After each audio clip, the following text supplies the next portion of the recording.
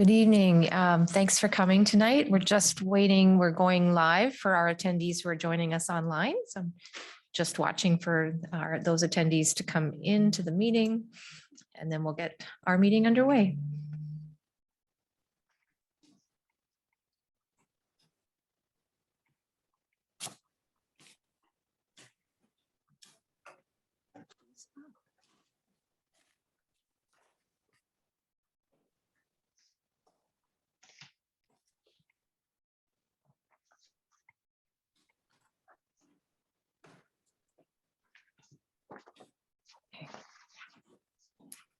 I think we see everybody in online now. We may have others joining us. Oh, all of a sudden we jumped up. Maybe I'll just wait. Okay. And Trustee Goldstein's joining us that way. Okay. So welcome to the public meeting of the Board of Education for Wednesday, May the 25th. Welcome to those of you joining us in person here in the boardroom. We also have people, I think, joining us from our new Welcome Center across the hall because we have limited capacity in each of our spaces. And welcome to those of you who are joining us online tonight. The Richmond Board of Education acknowledges and thanks the First Peoples of the Hunkaminam language group on whose traditional and unceded territories we teach, learn, and live. So to begin with our agenda, we have some announcements. I first just want to let you know we have already been meeting in here earlier today, and we were experiencing some significant technical and connection issues. Thankfully, we have them worked out, but just wanted to let you know as a possibility the gremlins might come back. And so there is a chance that we may, the meeting may get interrupted, and just wanted to let you know that in advance. And we have some announcements from trustees, I think. Trustee Tablotny, did you have an announcement? Yes. June is National Indigenous History Month. So this month, Canadians celebrate National Indigenous History Month to honor the history, heritage, and diversity of Indigenous peoples in Canada. National Indigenous History Month is a time for learning about, appreciating, and acknowledging the contributions First Nations, Inuit, and Métis people have made in shaping Canada. On Tuesday, June 21st, aligned with the summer solstice, Canadians from all walks of life are invited to participate in events that will take place to honor Indigenous peoples across the country. Our schools, through their libraries and classrooms, will find unique and creative ways to honor First Nations, Inuit, and Métis history and people. Thank you. Thank you, Trustee Tablotny. Any other announcements? Trustee Larson, thank you. As a follow-up to,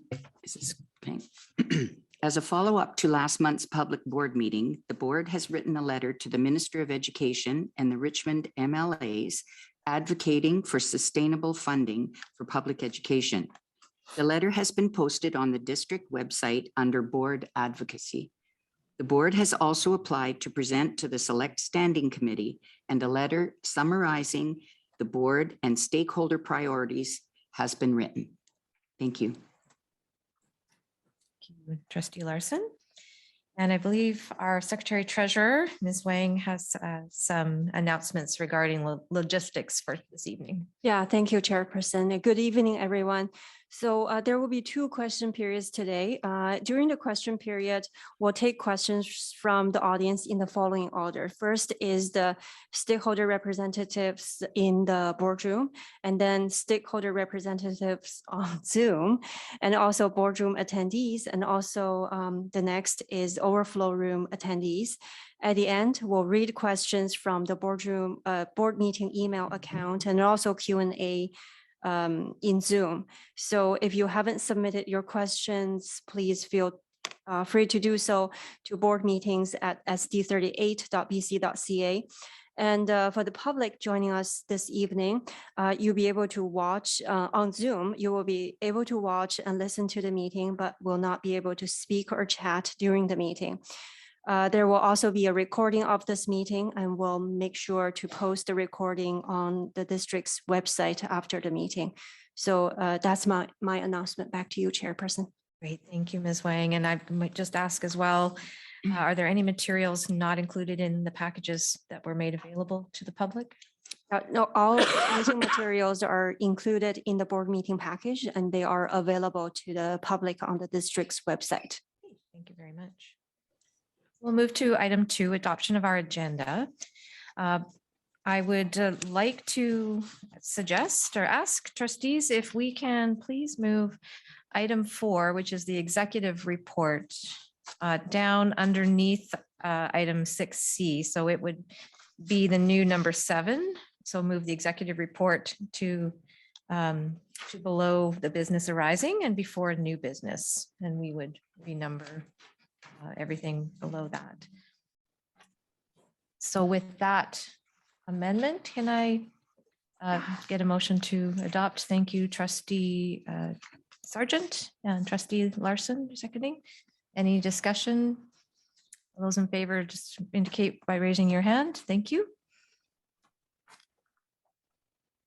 Excuse me, Madam Chair, I had Trustee the question. Goldstein, Yeah, I had did you have a question? Yeah, it can answer it now, it's fine. Just what's the reason for moving the things around? So, To get to the main item of discussion that we believe most attendees are here for, so that there's less time for those waiting for that item on the agenda. thank you very much. Budget item. Okay, thank you. That's carried then. Thank you. And so moving into our agenda, item 3A presentations, and I believe we do have a presentation this evening. I'm going to turn things over to, there you are, Deputy Superintendent Ryan. Thank you. Thank you, Board Chair Nixon. So as a follow-up to recent updates that I've provided over the past couple of months regarding processes collaboratively developed with the RTA in relationship to secondary schedules and organizational structures for next school year, I have the pleasure of introducing 3 of our 10 secondary principals, each of whom is accompanied by one of their students. Our guests will each take a few minutes to share a bit about their experience. We are joined tonight by Ms. Anita Kwan, Principal, Richmond Secondary School, Mr. Mike Jaswell, Principal, Canby Secondary School, and Mr. Doug Ratzlav, Principal, Burnett Secondary. I will ask each principal to introduce their student guest when it's time to share with the board and public. And with that, I will ask our guests from Richmond Secondary to start us off this evening. Thank you.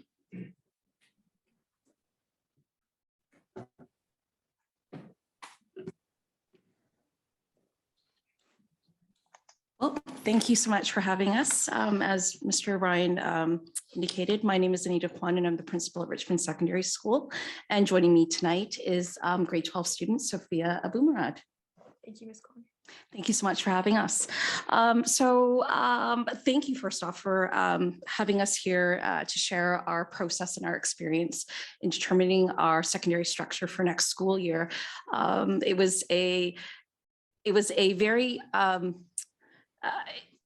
very rich process that members of our community engaged in. And so before I go into this, I do want to just provide a bit of our school context. So in addition to our students on the regular provincial program, we are also home to 3 district programs. And so we have the Colt Young Parent Program, we have the International Baccalaureate Diploma Program, as well as the Youth Train in Trade program for culinary students. So as you can imagine, there were a lot of competing interests to consider in our adoption for our structure for the following school year.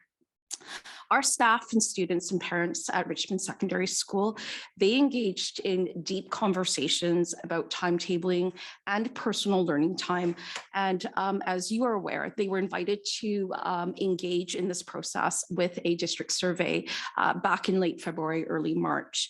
And so, through this process, we got initial information that our staff considered and took in organizing our process, as well as engaging in this process process. And so we did a deep dive into all of the information that was provided, and it fell into very common categories. We heard pros and cons for both a linear and a semester structure, and the information that we received fell into several categories. I'm just going to rifle off the list for you. Student focus, student engagement, workload for students and staff, student support, flexibility, social emotional connections, balance, reduce stress and anxiety, acquisition of skills and knowledge, continuity and retention of learning, and supporting our different learners, whether or not they were ELL learners or learning support students. So there were many perspectives and individuals to consider. So over the month of April, these conversations that we had based on this initial data were quite focused. We engaged in conversations with our staff. We held and organized a student focus group, and we engaged our parents through our Parent Advisory Council. And so I do want to speak a bit about our student focus groups. This was quite new to our school in the sense of holding formalized discussion groups. And so we invited students across all grades and in various programs. So we had students in ELL, students in our IB program, as well as our learning support students represented, as well as our international students as well. And it was quite interesting with respect to this experience. We did find that our students were very open-minded, and they weren't necessarily polarized in one direction or the other. And this is more specific to our semester versus linear structure. And so what I was quite impressed about with our students was how open-minded they were to hearing others' perspectives. I did mention that they weren't necessarily polarized in either direction. What they did come out of this was that they had an appreciation and acknowledgement for all of the different perspectives. One thing that I took away from this, because in our conversations with the adults, the focus had been so much on the learning piece around these structures that the students, very mature in their thought process, had pointed out that, hey, there's a piece around the social connections that they felt was just as important to the learning also. So there was a lot of learning and thoughts that came out of this. And so we collected all of this data in addition to data collected and thoughts and comments from our parents through our parent advisory group. And we took this back to our staffs. And so our staff worked through a formal process that included our staff collegial council, our staff reps, and a dedicated working group at the school. Our conversations, it was, I will admit, it was passionate and intense at times, but overall in the end, I would say that the conversations were balanced. All perspectives were considered in moving forward and in voting and determining our process for this, for our structure for the following school year. So, I give credit to our staff who took this process very seriously. And I mean, we had staff that created pros and con documents for all perspectives. It wasn't polarized in any which way. So a fair, transparent representation of the data and the voices were taken into consideration. And so in the end, our school did vote and have adopted a linear structure with personal learning time included in our structure for the next school year. So that was the Richmond High context experience. And I do want to say a few things before I turn this over to Sophia. Personally, on a personal note, there were a few takeaways that I had through this experience. I was genuinely impressed with the engagement, the level of engagement of all of our stakeholder groups. And so I'm grateful for our parents, our students, as well as our staff for engaging authentically in this process. I will also say that the big piece for me was also the student voice. Students, so mature in their thoughts, so thoughtful, and in their representation of themselves as well as their peers throughout this entire process. And, you know, I'm just grateful that I had a staff that was considerate of all perspectives and all data that was presented. And so, again, as I mentioned earlier, a balanced, fair consideration of all the information as we engaged in this process and you know, and at the conclusion of our process. So thank you so much. Turn this over to Sophia. Thank you, Ms. Kwan. Good evening, everyone. It's my pleasure to be here tonight to share with you my experiences as well as others in my school. So firstly, I would like to acknowledge and appreciate that the administration at my school is very involved with our school and our students as well. And I feel like they really had a casual conversation with us at lunch or after school or before school, coming around to tables while we were having lunch and asking us how we felt about linear or versus semester, and just get a gauge of in like a casual sense of how we feel, as well as an online survey, which was more formal. So our school decided on going linear as opposed to semester like we were this year. And personally, I preferred having semester because I felt like I like to focus on my 4 core subjects and then have them over with and then move on to another 4 subjects. But after I spoke to a few more peers at my school and some of my friends, I acknowledged that Richmond Secondary has the IB program, which a lot of students felt like it was too compressed. And a good majority of people from Richmond come to our school specifically for IB program. So in the end, I do acknowledge why Richmond Secondary would move to linear. We will also continue with PLT. And as for this, I'm super thankful. I loved PLT because I got one-on-one time with my teachers, as well as focused help. For my younger sister, she was able to come to school early and work on group projects with her peers instead of organizing times after school and taking away from her extracurriculars.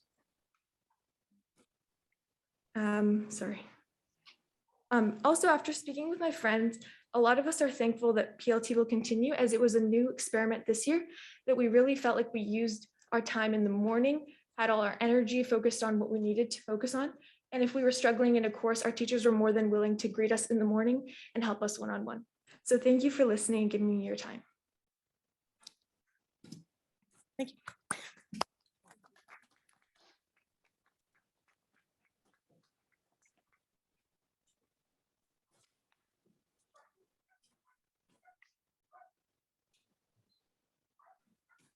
Thank you, Madam Chairperson.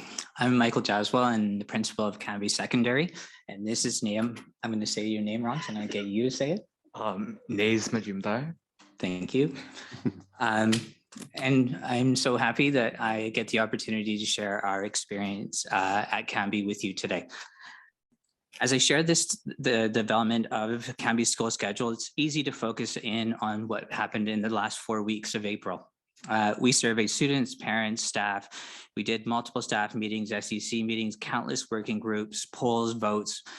But this does not accurately describe the work that has been done over the last 4 years at Canby. We have been scanning and surveying our Canby students and our learning community for 4 years. We have been seeking feedback from students and parents and their experiences at Canby for years. And through that, we wanted to develop focus groups and surveys that allowed us to better represent our school and the needs of our students.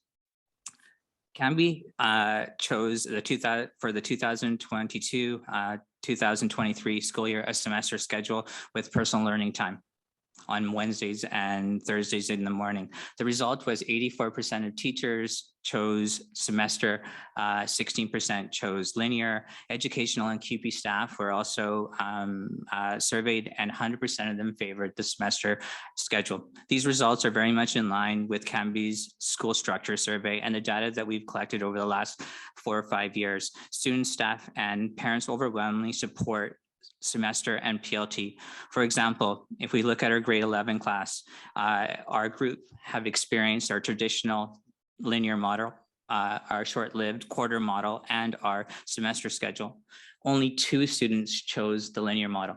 102 of the respondents chose semester or quarter. Canby staff is proud of the decision that we have come to.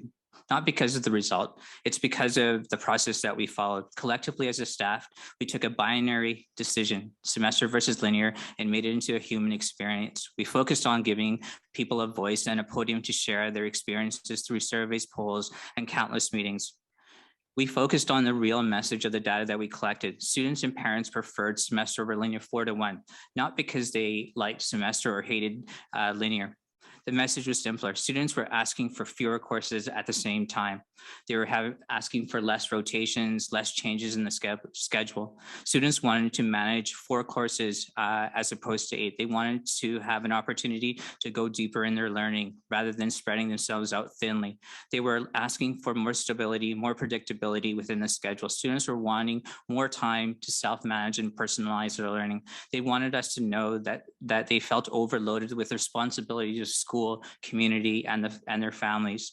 The message was simple, simply a human message. Students were asking for fewer things on their plate at the same time so that they could do their very best in their learning. A message that Cambie staff and all of us, I think, can relate to. As a result, our decision at the end was not about a personal preference, semester or linear. It was about what students and parents require to be successful. Our new semester schedule reflects the needs of students, parents, and staff. It's not perfect.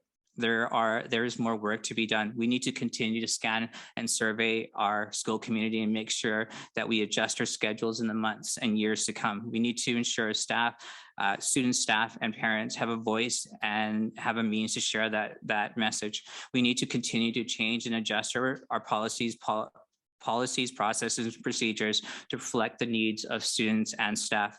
As we move forward, the process has taught us about the importance of listening and learning from each person, especially from students. I can say without a doubt, Cambie is stronger today because the inclusive process that we have followed. We went through a difficult 2 years, and we are stronger because of it, because our organizational, pedagogical, and assessment practices are better than they've ever been because they represent the needs of our students and our community. Thank you.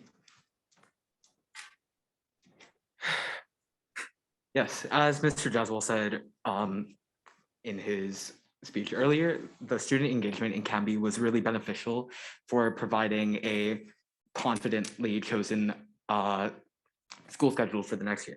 Contrary to Richmond High, there were like 84% of students who chose the semester system. This is not simply because of the workload, but rather the quality of learning that is able to be acquired from the semester system. One story I have to share about that is that there was this project that we were doing that relatively took 2 weeks to finish. However, in the linear system, as you are overloaded with the classes and the short amount of time for each class, you are not able to give the quality and effort that you were able to achieve in the semester system. In the semester system, my social studies teacher, was able to confidently say that she has never seen such a high quality of work and understanding in each of her students as she's seen before.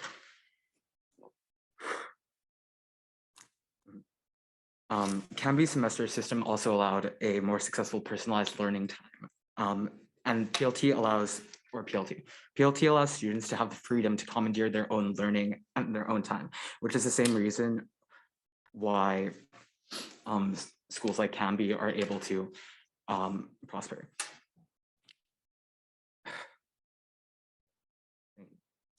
You're doing awesome.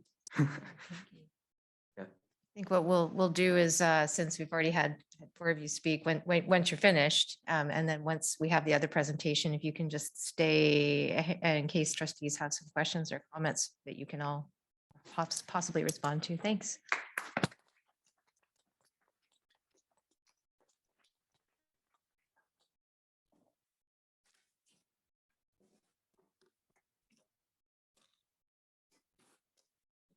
Thank you, Chairperson Nixon and trustees and the executive team for having us here for just a couple minutes. I'm going to share, of course, I should introduce Raveen. And Raveen, can you say your last name? I can. I've tried, I have it phonetically here, but you'll say it better. My name is Raveen Dissanayake. It's my pleasure to be here. I'm going to frame my comments in story, if that's okay. So the first story starts with a year ago. You were considering moving to a new learning structure in the district, including BLT. We call it BLT, is that what it's PLT, Burnett Learning Time, was established before PLT. It was very different though. It was only 18 times a year and I was thinking it was 60 minutes. So it was very different and embedded. So this was a big change for the Burnett community. I have a large pack, right? 35 to 40 people. And it's a great pack. We love meeting and we love talking. But when we introduced the concept of BLT being twice a week, 110 minutes, it wasn't popular. Right? It wasn't popular. So that's where that first story starts. We had to spend a lot of time talking together and talking about why BLT. And that included fully translating all of our documents, purpose documents, how-to documents, questions documents into Chinese. Chinese that is understood both in Mandarin and Cantonese. And then our PAC chair, Connie Huang, shout out to Connie if she's listening, helped our community understand why BLT. And then it took off. It really took off. We had a lot of, we had really good attendance, really robust attendance around all of our purposes for BLT, and you can see them online if you want, including mental health, which was a really big one, and physical health. Guess what the most popular BLT activity was? Anyone? It was the gym.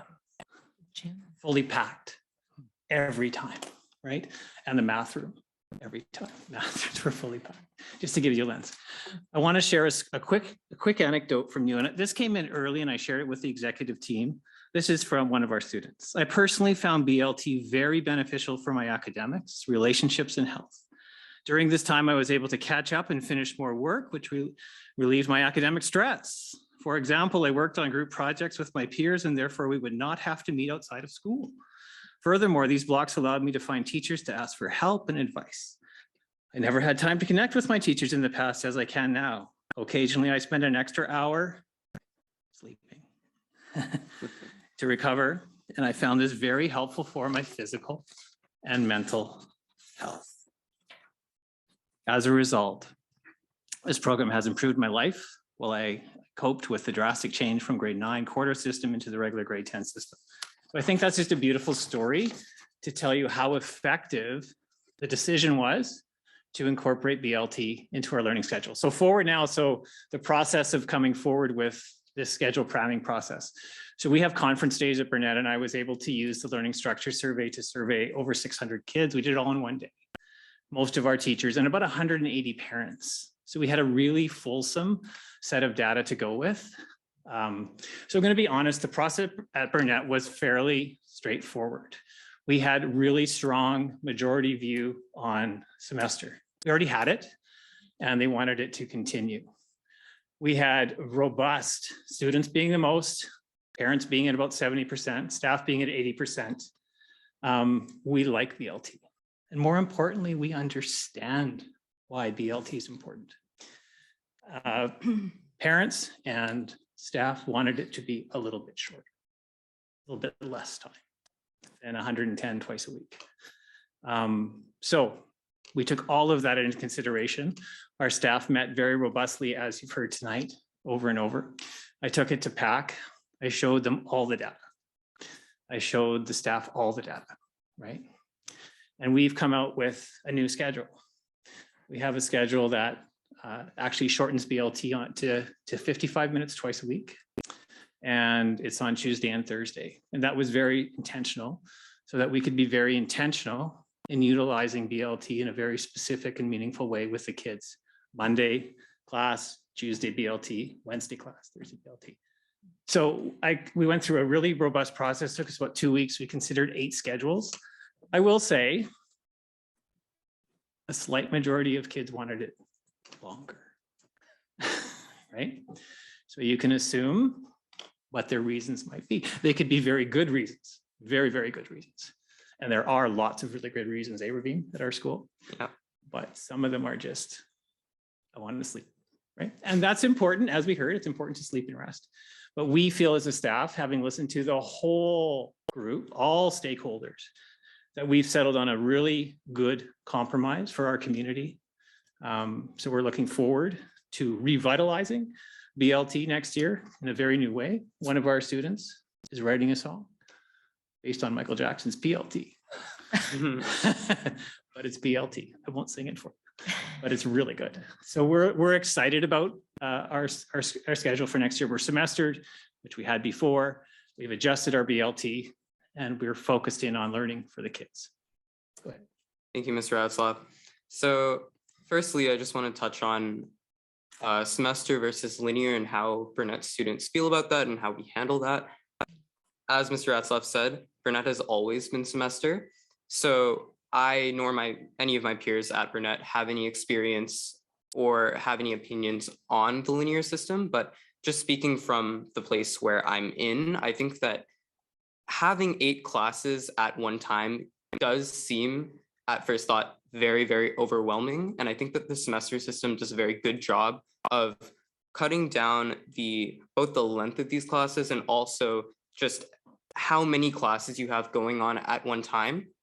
I think that having 2 semesters, 4 classes per semester, not including out of timetable courses, really allows you to just focus on those 4 courses at one time, which is really valuable to both the learning process itself and also a positive school experience for both students and teachers.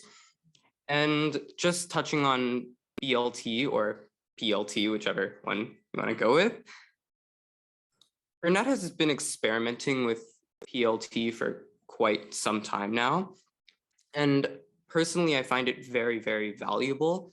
I think that having this personal learning time is really important, not only for academic type situations, but it can also be really well utilized by clubs.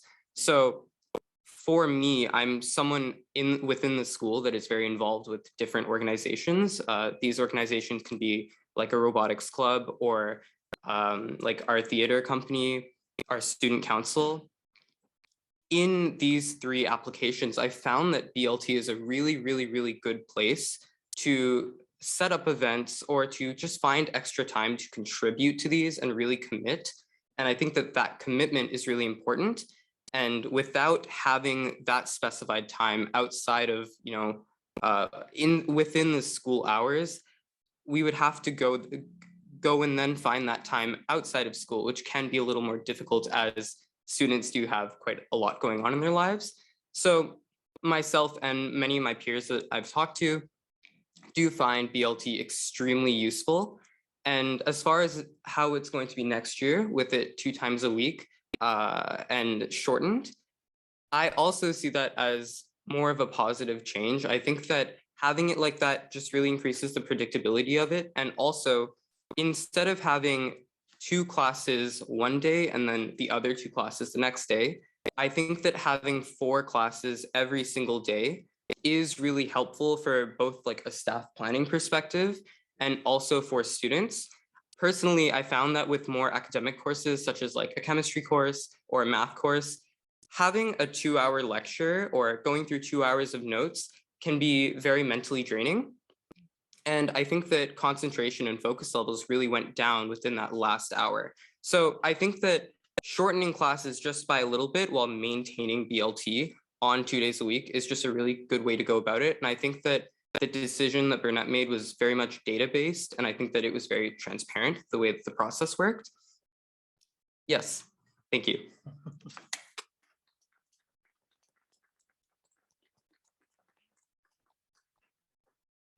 Well, thank you very much, all of you, for the presentations.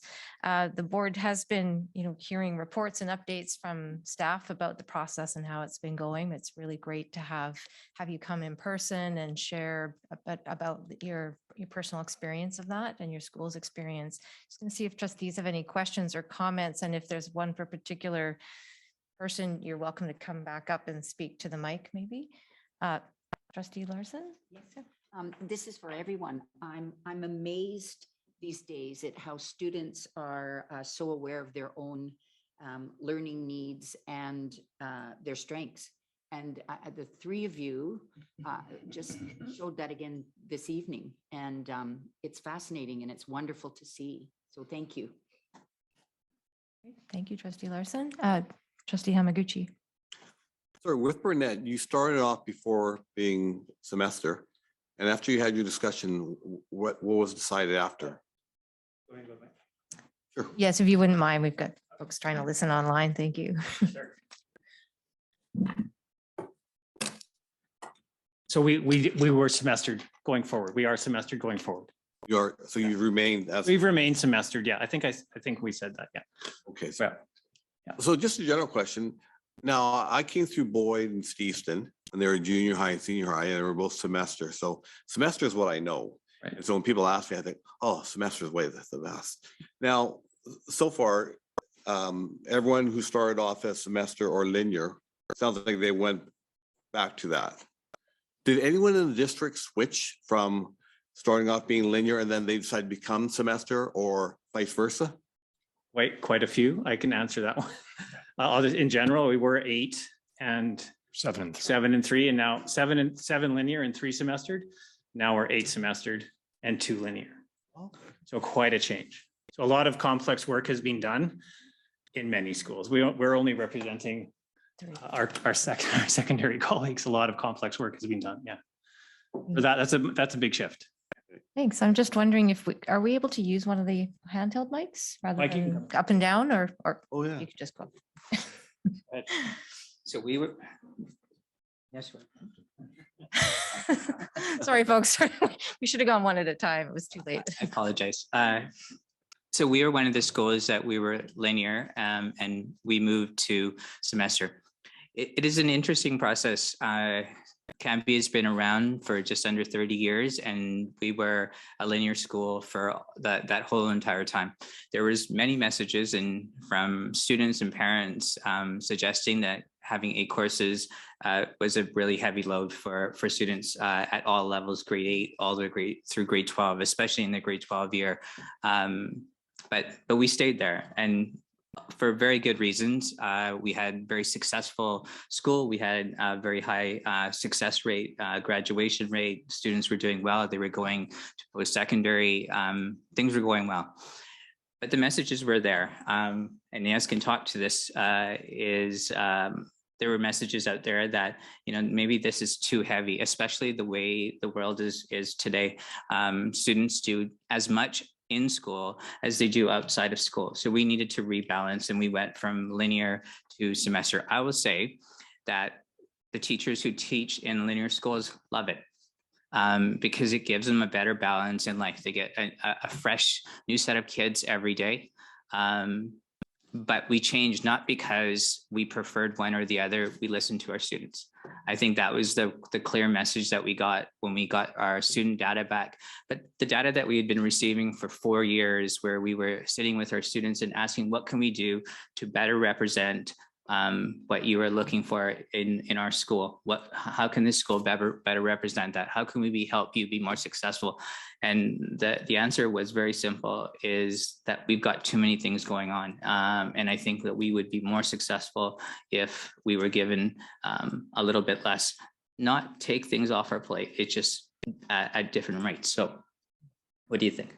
Yeah, I would like to say that it's really important for schools to be run by the students, as our primary focus in the Richmond schools is the education that our students receive.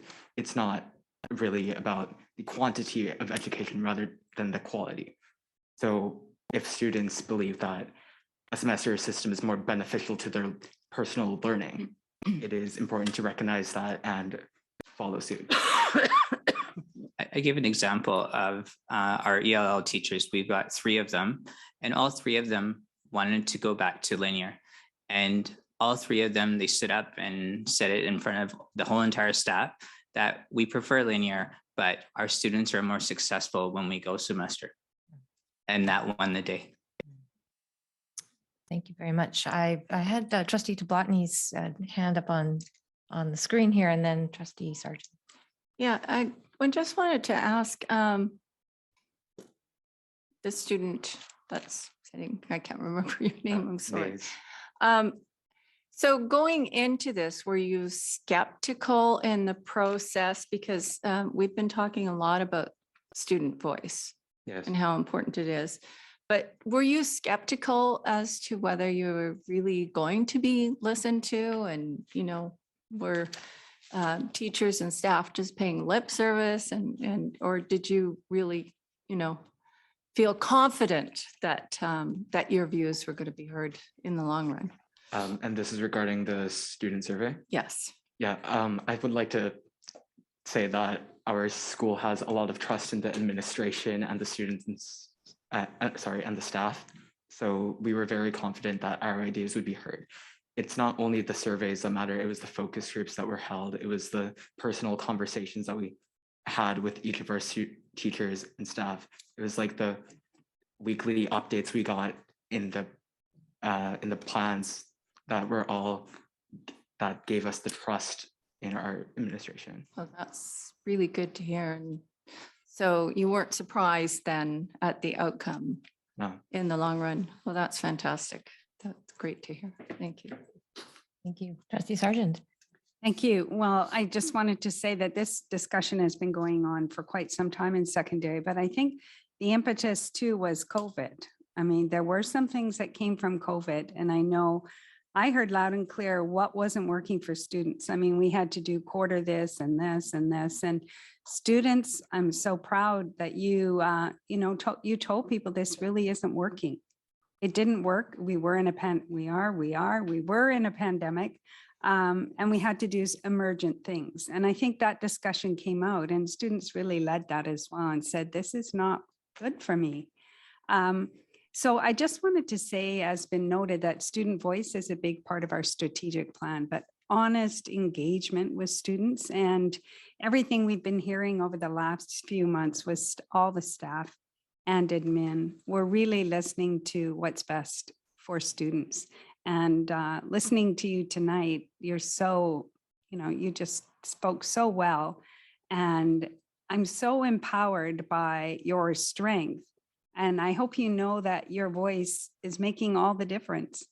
And all the other students are watching and they're listening. And this whole exercise is an example of how you can change the world.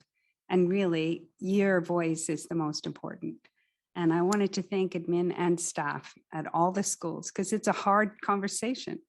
I know I was I'm at semester school and people wanted to change it. And it's a tough discussion, but I really applaud you, everyone, for being focused on the kids. So appreciate that. Thank you. Okay, thank you, Trustee Sargent. Any other questions or comments?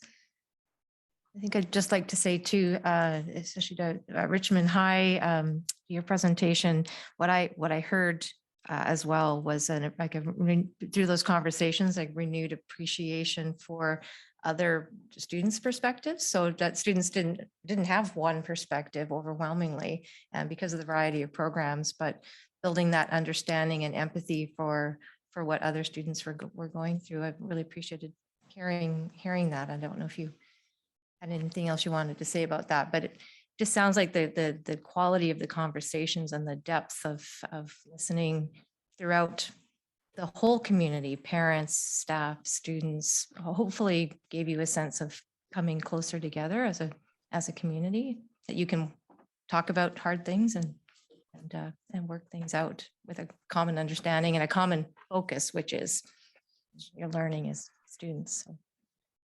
I wholly agree with Sergeant or Trustee Sargent. COVID was a tipping point for us, and it really has changed the way that we, manage our schools, the way that we teach our students. So moving forward, I think Nias and I had many conversations about this. Is the important piece is that this is, in the end, it's just a beginning, that we continue to have conversations not only with staff and parents, but students, the ones who have that really experience our environments the most. We really need to make sure that we are listening to what they're saying and learning and leading in a way that represents them ideally. Like I said, our schedule is not perfect. We're still having conversations about things that we can adjust as we move forward. And some of them we might be doing before we get to September, and others we will be doing in the years to come as the world changes. Thank you. Thank you all for your presentations and for helping us understand the process you've gone through. For your time tonight. Thank Yeah, sounds like you're well positioned to go into the fall with a solid decision that you've all made. Thanks. Sure. Yes, thank you. We have some other items on our agenda. We weren't going to move into a communications break just yet. So we just wanted to let you know you're welcome to, if you've got, other things and studies and work that you need to get to, we'll give you, just pause for a moment to let you make your way home.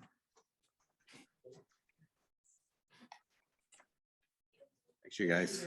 Thank you. Thanks again.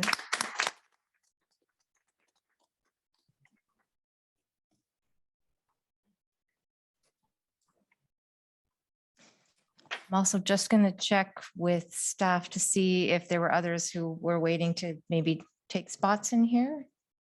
Since we've located, we're okay? Okay. Do you think we could leave the door open?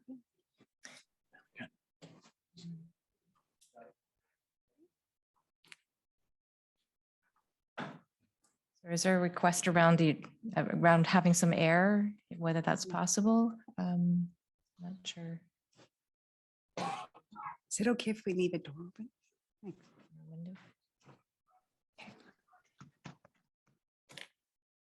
Okay. So moving on, we have no special recognitions this evening and no briefs submitted. So we're at our first question period where we'll entertain questions or brief statements from members of the public who are here tonight. And I'm again going to refer back to our staff who are monitoring sort of all the different spaces we have folks in terms of coming forward. So we'll first ask if stakeholder representatives who are here in person tonight, if you have a question or a brief comment to make. And then online we have, oh, sorry, yeah, go ahead. Sorry, I should leave a little more time. A little more time. Beryl, So the question I have is for the trustees. oh, I'm sorry, Mr. Hellman, would you mind sitting to the microphone because of the trustees listening online? Oh, sorry. Okay. The sound is directly connected to the microphone. Thanks. Is that better? Yeah, thank you. The question I have, Ian Hillman, QP 716 president, question I have is, considering the ramification of these cuts, I'd like to ask each of the trustees who has done research on what these positions are, what they entail, what they do, the services that they provide, these career information advisors, that they provide information for students on post-secondary scholarships, career paths, and many other things, and the library technicians who help students find resources for learning. They have a safe environment to come to at lunchtime. I would like to know which of the trustees has been out to the schools to speak to the library technicians and career information advisors. And I'd like to know which of the trustees actually can tell me what these positions and what they actually entail. Thank you. Thanks, Mr. Hillman. I think we will leave it to trustees to correspond with you outside of this meeting. Can let you know that trustees have been receiving much correspondence from our school communities with a lot of information about the roles of various roles in our communities and including libraries. Well, we're not going to go one by one tonight answering. That's not how we normally have these opportunities for questions. Like I said, if trustees would like to respond outside of this meeting, then they may do so.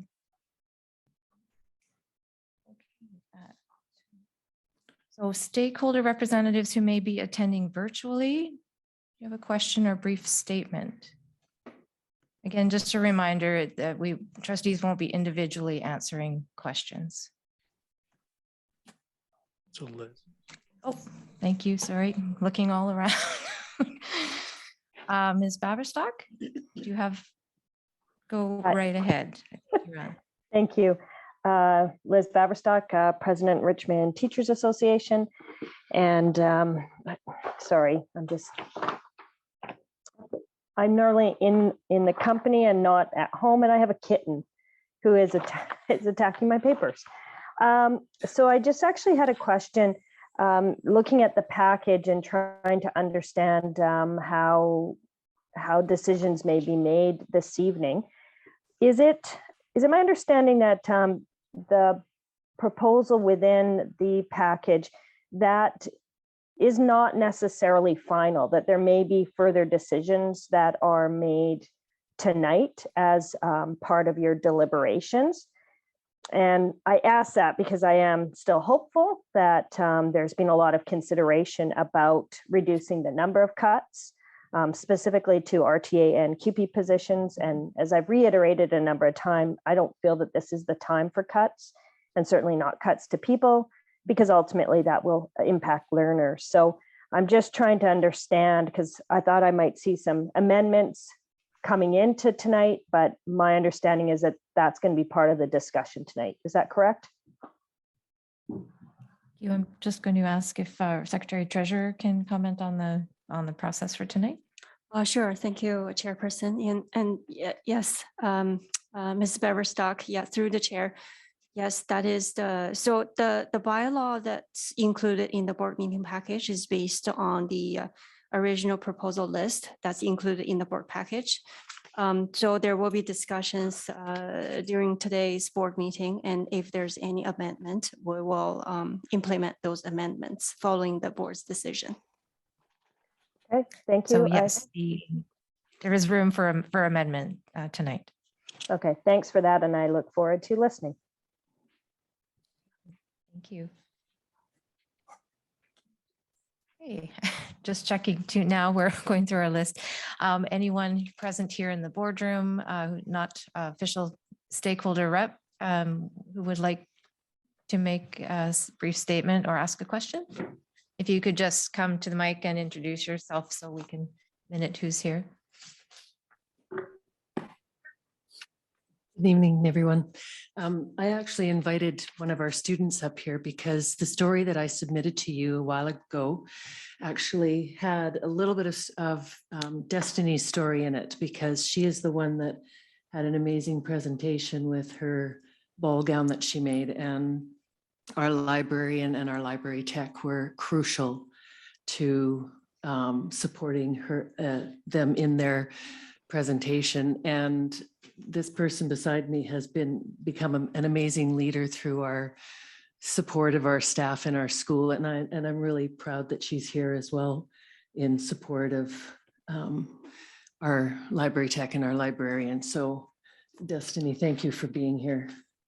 My questions actually stem from feedback that I got from fellow members at my school and at other schools. And one of them worded it way better than I could have. Just bear with me here. I just have to get my notes up. As you know, you've had my thoughts on supporting our staff on the ground. And actually, our student from Canby here said it very succinctly. Students said it's about quantity and not quality. And that means quantity of staff, boots on the ground. Just there was questions. These are the three questions that I was asked in the last couple of days. How often do directors go to libraries to see how students are being supported by our library techs? How often do you ask a student how their career counselor helped them narrow down all the information thrown at them regarding their future learning, and how those career counselors had helped them narrow that down to what they really felt that they wanted to pursue? Counselors are overwhelmed and stressed right now because of all the COVID issues, and they're saying, who's going to take on the role of the career counselors? Our libraries are vibrant places because we had librarians for only half time just a few years back, and then they put them back full time. And our libraries have transformed in the time that Destiny has been at our school. And we're going to lose that again, because those two roles play a crucial part in that. How much of that change have you seen at our libraries themselves? We had an amazing interactive learning on Shakespeare today that I was a part of. It was an escape room. And oh my God, if I had been in something like this, I would have totally understood Shakespeare in his life. and I would have way more pursued my Shakespeare readings. The one key question was, and this is where the timing was really kind of degrading and really demoralizing for staff, was the announcements of the hirings of the district directors when you're talking about cuts to the other staff. I know we have spots that we have to fill as in our district director roles, but questions come at us all the time. If the district directors are there to direct, how are they directing us? Because everybody is scattered. Everybody is there's so much lack of communication, so much lack of support in policies and procedures. Our purchasing department doesn't have policies and procedures to follow. Our finance department constantly gives us new rules and regulations to follow. And it's given to the principals, but it's not parsed out and explained to us. Our finance clerical are stretched as well. And with new programs coming in, new procedures coming in from CRA, all of that kind of stuff, we get the after the fact results. So that was the main question. And this was from somebody else, and I couldn't have worded it better. If we have that many district directors directing us, how are they directing us? Because we're not feeling it at all. And that's our questions. I don't know if Destiny wants to share anything about her experiences in the library. And I know it's being put on her spot, but don't feel like you have to. But just thank you for being here. Oh, I would like to share a bit about my experience in the library. Since I was in grade 8, I was a very shy, introverted person. I didn't know how I could fit in the school community, but I've always really enjoyed reading. I found it's a great way to expand my knowledge. And it's really awesome when I find friends who I can talk to books about. And that's where I found my community within the library. And sometimes I'll talk to my friends there. And I also meet other library monitors who are also really passionate about making our school community better, encouraging our friends to read more books. And the library has been a really amazing space for me. And in addition to learning and reading, the library has been a fantastic place for me to work on my projects in grade 12. And as you all know, in grade 12 recently, we have this capstone project, which is a grad requirement. And without the support of the library, I wouldn't have completed this amazing work that you have saw in the video or photo footage and the email. And it was actually about 1 or 2 weeks before my capstone video was due. I really wanted to show people how I can dance in my mid-Victorian ball gown, because I thought that would be an excellent way to display my learning and growth over the year. And while having Miss Ryder, my library technician, teach me how to dance in the library during my spare block and also BLT, I thought that was a really supportive way to have her support my learning, in addition to cheering me on in my capstone project as I was making it. And without her support, I wouldn't be able to create this beautiful piece and to present it. So without her support and having the availability of the library when the librarian wasn't there, I wouldn't have done this project. And I wouldn't have feel so accomplished in my high school career. So it is really instrumental to me and a ton of other high school students there. So I really want to thank them for their support. Thank you. Thank you very much. Thank you both.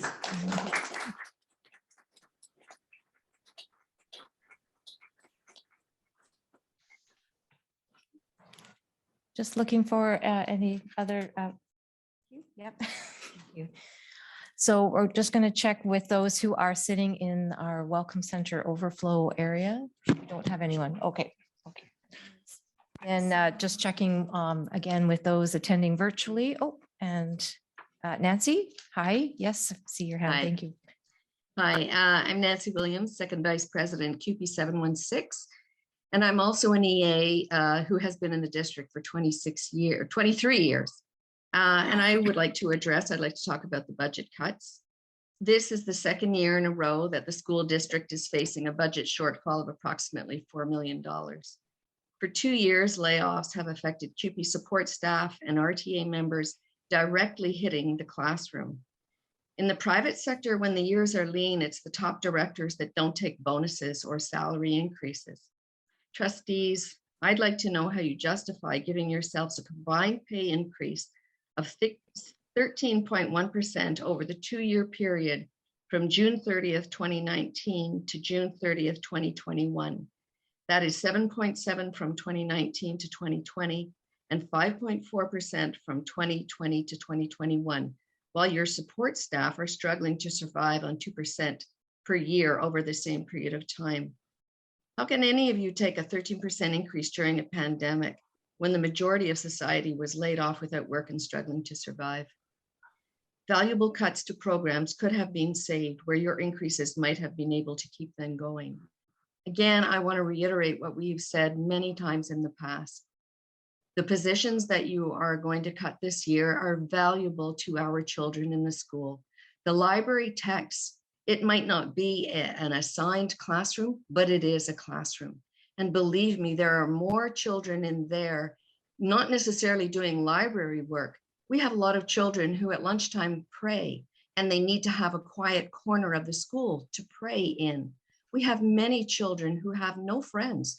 They're the shy sheep, if you want to call it, of the school. And they find themselves drawn to the library where they can sit alone and not be noticed as that outcast.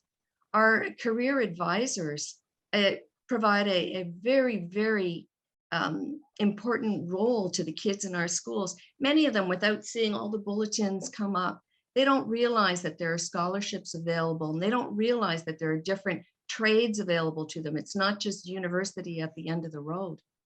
As well as our literacy EA, who provides an unbelievable, valuable support to children who are falling way behind on reading and writing. I implore you to revise the changes that you are thinking of making.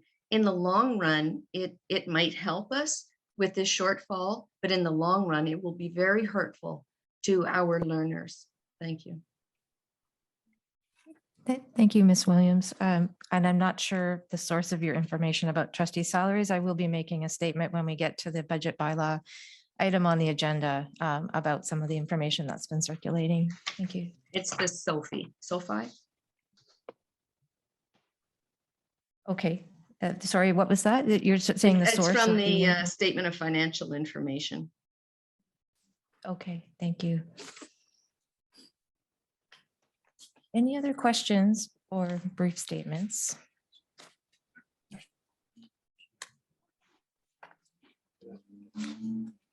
Thank you. Sorry, we have a question in the Q&A, and that's the way that people watching online can ask questions. So we're going to take that question now.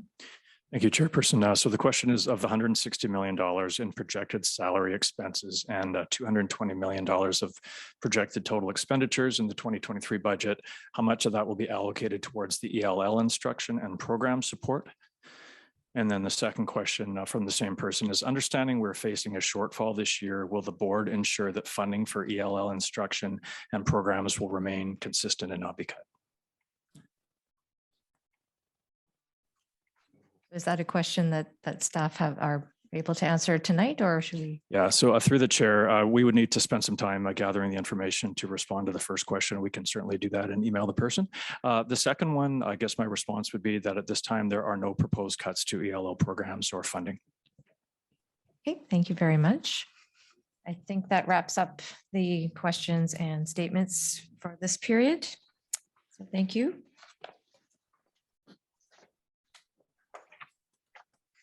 Next on our agenda is approval of minutes. So 5A, there are minutes in the agenda package from a regular meeting of the board held Wednesday, April 27th for approval.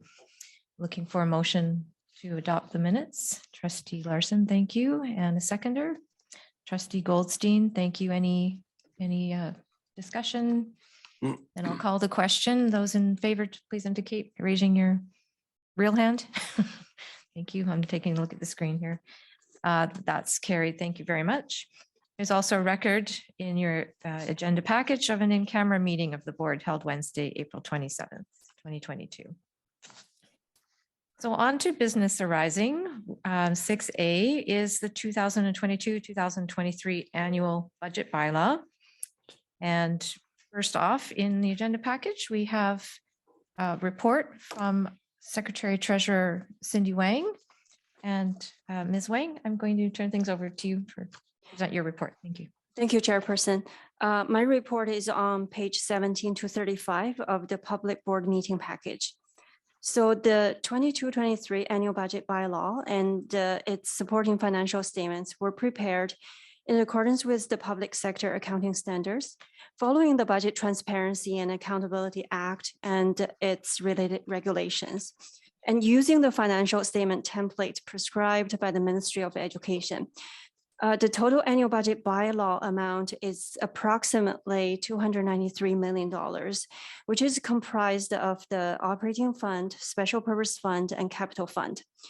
Faced with a budget shortfall of $3.9 million, the budget includes a combination of budget adjustments of $2.5 million and the use of $1.4 million unrestricted accumulated surplus. To minimize the impact on staffing, management has identified close to $1 million ongoing reductions in services and supply budgets. So the staffing adjustments included in the budget proposal have some movements of the FT positions from the operating fund to capital and other special purpose fund. For example, the CEF funding will allow the positions of school psychologist and speech language pathologist to continue in 22-23. And similarly, some facilities FTEs will be moved to the capital fund to better align the services with their funding sources. So these alignments and movements will not result in layoffs or position reductions. And I would like to thank stakeholder groups and the community for your input and feedback in this budgeting process. I would also like to thank the senior team and the finance team who has done an excellent job to prepare the budget materials and make sure the process is inclusive, transparent, and engaging. Lastly, staff recommend that the Board of Education approve the 22-23 annual budget by way of 3 readings of the budget bylaw. So that's my report, and I'm happy to answer any questions the trustee may have. Thank you very much, Ms. Wang. First of all, I'm going to read a statement, and then I'm going to see if trustees have questions for Ms. Wang about her presentation only before we get into the bylaws. So the board believes that it is important to provide some additional clarity regarding several claims that have been circulating recently through a district stakeholder letter as well as on social media regarding senior staff and trustee compensation increases. All CUPE and teaching staff received a 2% general wage increase in 2021. Management and administrative staff also received comparable wage increases, with the exception of the current superintendent and deputy superintendent who have not received a salary increase since July 2020. It is important to highlight that payout of unused vacation days is the largest contributing factor for the apparent year-over-year increases that have been identified in the stakeholder letter and on social media. Many staff, senior staff in particular, were unable to take the majority of their vacation days due to the substantial increase in their workloads during the pandemic, and those vacation days are required to be paid out under legislation when they're not taken. The claim was also made in stakeholder letter that trustees voted themselves a raise. This is also not accurate. Trustee stipends are automatically adjusted annually according to the rate change in the Vancouver Consumer Price Index for the previous year. And so increases to Richmond trustee stipends over the past 2 years on the basis of the CPI averaged 1.4%, which is comparable to trustees in other school districts. There has been no resolution passed during this current board term to increase trustee stipends in any other way. Some information that we wanted you to have. And now I will ask trustees if they have questions for Ms. Wang, and then we will move to the budget bylaw itself. No questions? So as Ms. Wang indicated, the budget bylaw is passed by way of 3 readings. That can be done tonight if we have unanimous consent amongst trustees, that 3 readings will take place. And so I'm taking a look to trustees to see if we have consent for the 3 readings tonight. Okay, and everyone's nodding. Trustee Lee, are you indicating consent for the 3 readings tonight? You're 3 asking, readings of the budget bylaw? you're asking for consent? Pardon? Yes, I am. Yes. I am consenting. Okay, thank you. So we have unanimous consent for 3 readings tonight. Thank you very much. So I'm going to read the bylaw for the first time and then ask for a mover and a seconder. A bylaw of the Board of Education of School District Number 38, Richmond, called the board to adopt the annual budget of the board for the fiscal year 2022-2023 pursuant to Section 113 of the School Act, RSBC 1996, C412, as amended from time to time, called the Act. Number 1, the board has complied with the provisions of the Act respecting the annual budget adopted by this bylaw. Number 2, this bylaw may be cited as School District Number 38 Richmond Annual Budget Bylaw for fiscal year 2022-2023. Number 3, the attached Statement 2 showing the estimated revenue and expense for the 2022 to 2023 fiscal year and the total budget bylaw amount of $292,897,294 for the 2022-2023 fiscal year was prepared in accordance with the Act. And number 4, Statement 2, 4, and Schedules 2 to 4 are adopted as the annual budget of the board for the fiscal year 2022-2023. And can I get a mover? Trustee Goldstein, thank you. Seconder? Trustee Larson, thank you. And as Ms. Wang mentioned, according to our bylaw process, the first reading is not where we have discussion on the bylaw. So I'm going to call the question. All those in favor of this first reading, please indicate by raising your hand. Those opposed, okay, that is carried. Thank you very much. I'm going to read the bylaw for the second time. According to our bylaws on passing bylaws, I am able to abbreviate some of the wording so it doesn't take quite so long, as long as trustees have that in front of them. And just as a reminder, the bylaw is on page 22. Thank you very much, just so you have the full wording in front of you. So the second reading, a bylaw of the Board of Education of School District Number 38 Richmond to adopt the annual budget of the board for 2022-2023. Number 1, the board has complied with provisions of the Act respecting the annual budget adopted by this bylaw. Number 2, the bylaw may be cited as School District Number 38 Richmond Annual Budget Bylaw for the 2022-2023 fiscal year. Number 3, the attached Statement 2 showing estimated revenue and expense, the total budget bylaw amount there, 292,897,294, was prepared in accordance with the Act. And number 4, that Statements 2 and 4 and Schedules 2 to 4 are adopted as the annual budget of the board for 2022-2023. I'm looking for another mover in order to move forward towards discussion. Trustee Larson, thank you. And seconder, Trustee Lee, thank you. And all those in favor, please raise your hand. Okay, thank you. That's carried.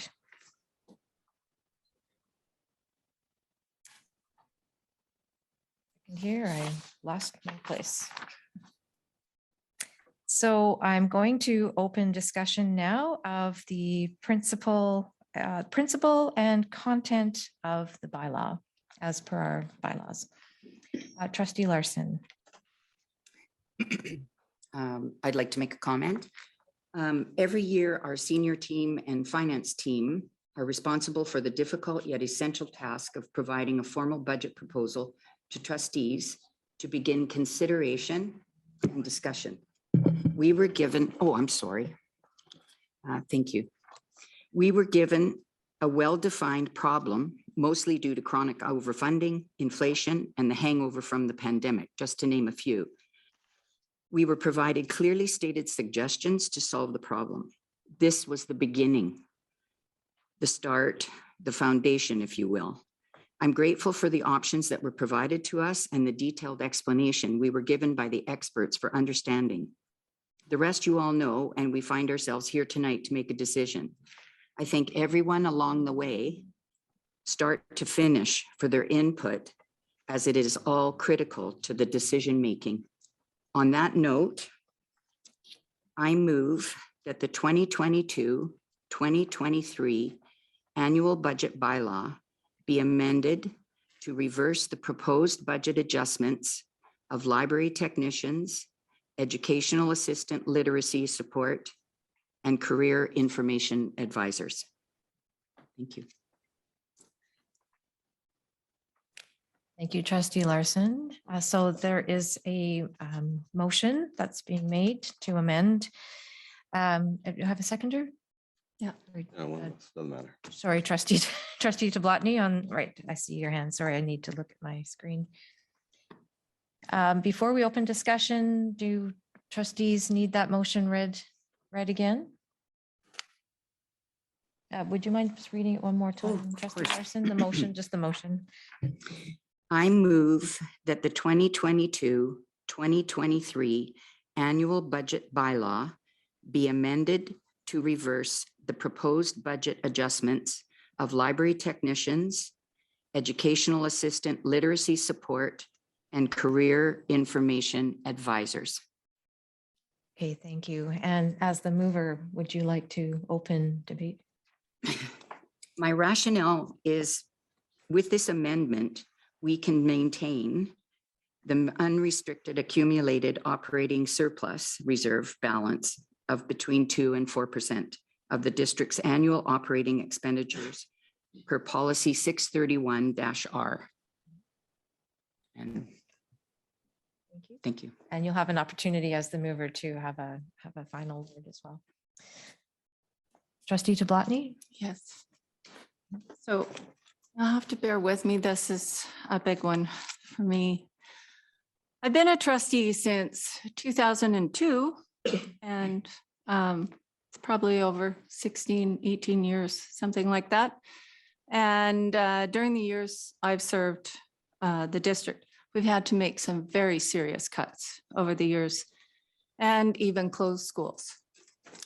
And all of these cuts were devastating to the people affected, and it's always been hard to follow what staff were recommending. And I never took any of the cuts lightly and always considered all sides in making my decision. But this will be the first time, I would have to say, that I haven't agreed with our staff's recommendations, even though they've put forward their best efforts and presented us with a budget, a reasonable budget to consider. And I don't want our wonderful staff to take this personally in any way, because they've worked very hard on this. I also don't like picking and choosing what cuts we're going to make. However, I do feel that if there was ever a time to protect the positions that most directly affect our students in the classroom, the time is now. Everyone's done an admirable job getting us through one of the most difficult times that our district has ever had to face, like many. And we've learned to adapt and endure. And our staff and students have seen our staff and our students have hopefully weathered the severe storm. However, they've not come out unscathed by any stretch, and we're seeing the results in of the pandemic's impact playing out with our young people's mental health in our community and in our global news stories. Our students need these supports more than ever, and to move forward in positive ways and to be equipped for a brighter future. So Our library techs, career advisors, school psychologists, or especially library literacy EAs, they all provide valuable, very valuable services to our students. And yes, I have researched, I have read all the emails that have come in, and I do know what all these positions do, and they are extremely valuable. I'm not going to take up the time to say what they do, but I do know. And I think all of us here at this table do know how important these positions are.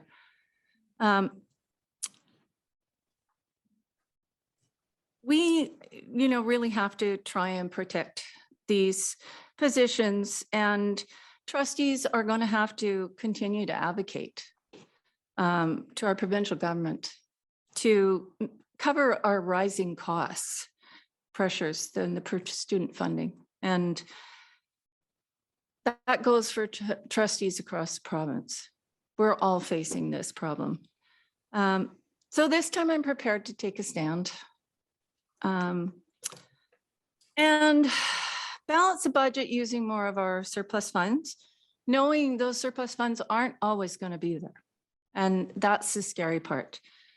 We'll still be able to maintain the required minimum percentage that's required in our policy. However, we don't know what next year will bring. We could be back here again, doing the very same thing, only worse. But my hope's that we're going to buy some time, and hopefully we recover from the effects of the pandemic, improve our revenues, and hopefully we're not going to face this next year. But saying that, I have seen it year after year, many, many times. It's also with a heavy heart that I am going to support some of the budget adjustments. That doesn't mean that those people are any less valuable, because all our staff, every position does make a difference for our students and their future. So as I've said before, I don't take this lightly. However, we've got to make some cuts so that we can protect the ones that directly affect our students. So therefore, I'm going to support Trustee Larson's motion to remove the noted positions from the budget bylaw, and I will support the budget bylaw as amended by the motion. So thank you. And I'm also, I just want to make a note that I'm thankful to the RTA in working in cooperation with our staff that we're moving some of these positions to our classroom enhancement funding. And so we're retaining those positions as well, such as our speech and language pathologist and our school psychologists. So we did find some creative ways, and trustees have, well, hopefully tonight we'll amend the budget to find some more creative ways. That's it for me. Okay, thank you, Trustee Jablotny. I have Trustee Hamaguchi followed by Trustee Goldstein. Okay. Some of my points were taken by Trustee Bonnie, so I know I'm on the right track. I too will be supporting the motion from Trustee Larson. With this motion, I'm pleased that we're going to maintain the 10 library technicians, the 1 education assistant, library literacy support, and the 5 career advisor positions.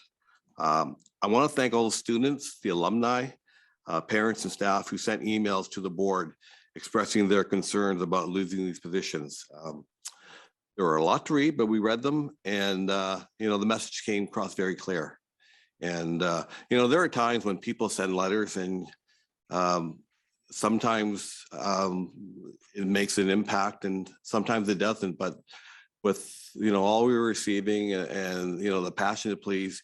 Today I just called before I came in from an alumni from Palmer School, and speaking very passionately about we need to hang on to these positions. And we have this saying up here, focuses on the learner, and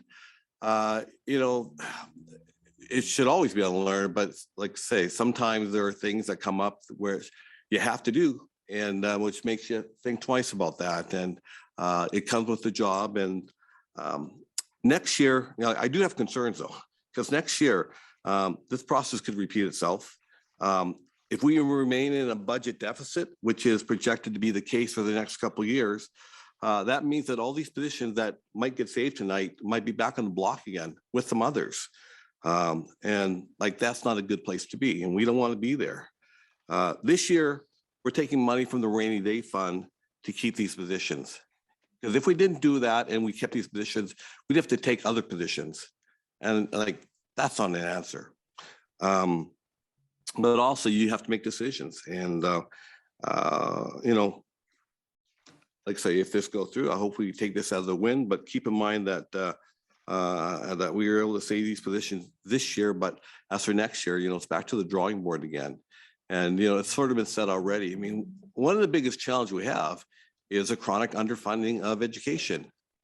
And the lousy side effect from that is when you start pulling away that money and people start looking at, hey, this is affecting my job, or this is affecting my friend, or affecting my kid, then you start getting protective. And then you start lashing out at, or you start going after the people in the same lifeboat.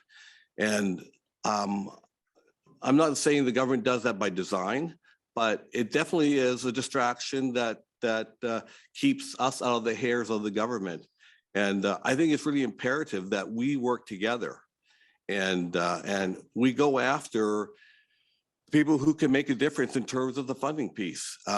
Hey, you know what? If I had my druthers, I'd love to improve all this stuff, save all the cuts, but I don't have that power. I haven't won the $70 million yet. If I get it next week, I'll be back here. But until then, we have to go with what we have. And right now, it's not enough. And but I just hope that we can all sort of work together so that we can get as much as we can, because I mean, life's going to go on regardless. And whatever cuts come their way, we have to deal with it, and we have to make the best of it. And that's one thing that I'm very pleased with the staff that we have, is they're taking, you know, the cards they're getting dealt aren't that great sometimes, but they're making the best possible hand from it. And that's all we can ask them.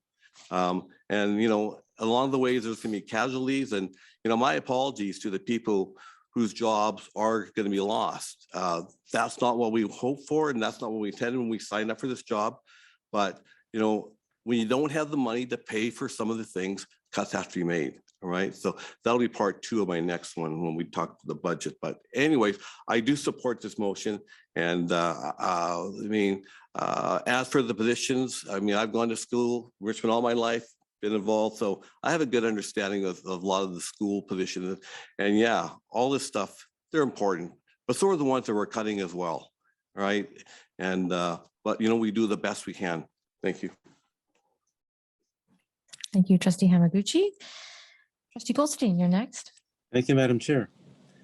The amendment that's on the table is drawing a different line for the financial risk that the district would be taking on. Although it's true that 2% is allowed according to policy, that doesn't mean it's sound fiscal policy to go down to 2%. It's only allowed by policy. So my question to staff on this matter is, to what extent does reducing our surplus to 2% affect the fiscal risk to the district for future years, and which therefore affects the quality of education to our students? Thank you, Trustee Goldstein. And I would look to staff to see if they would answer that question.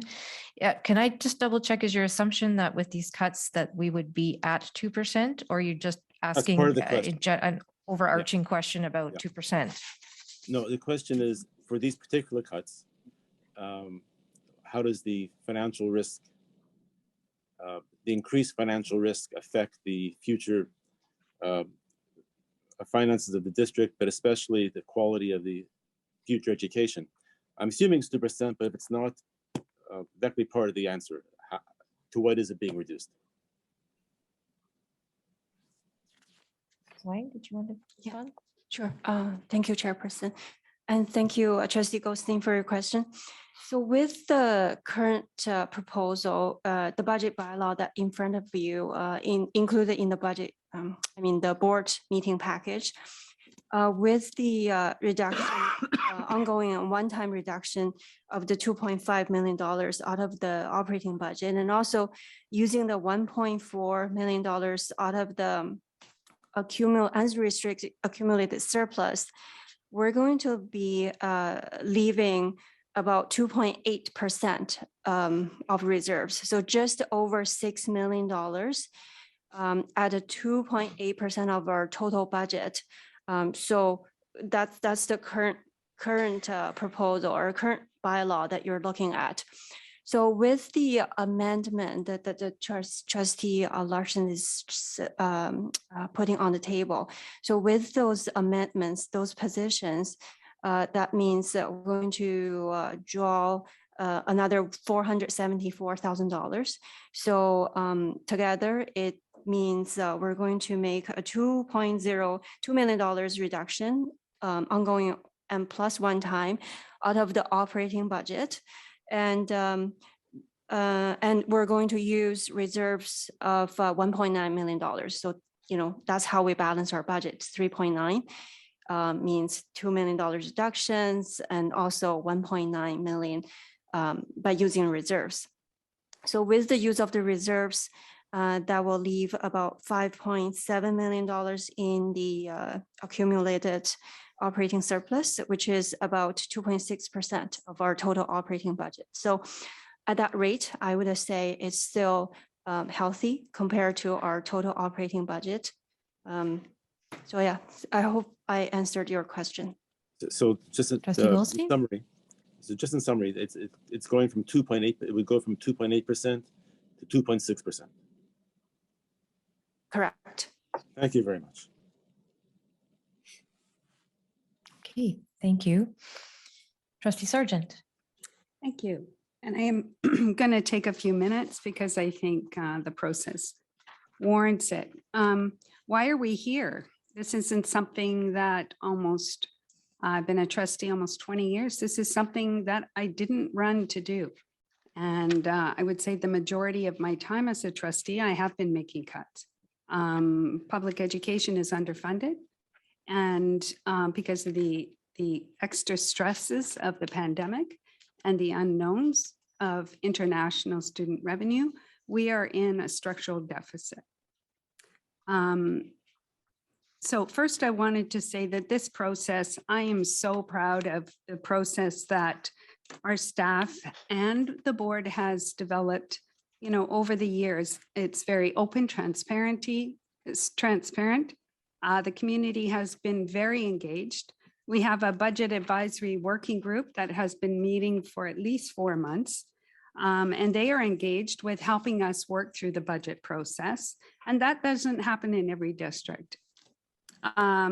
Staff went through extensive line by line, department by department.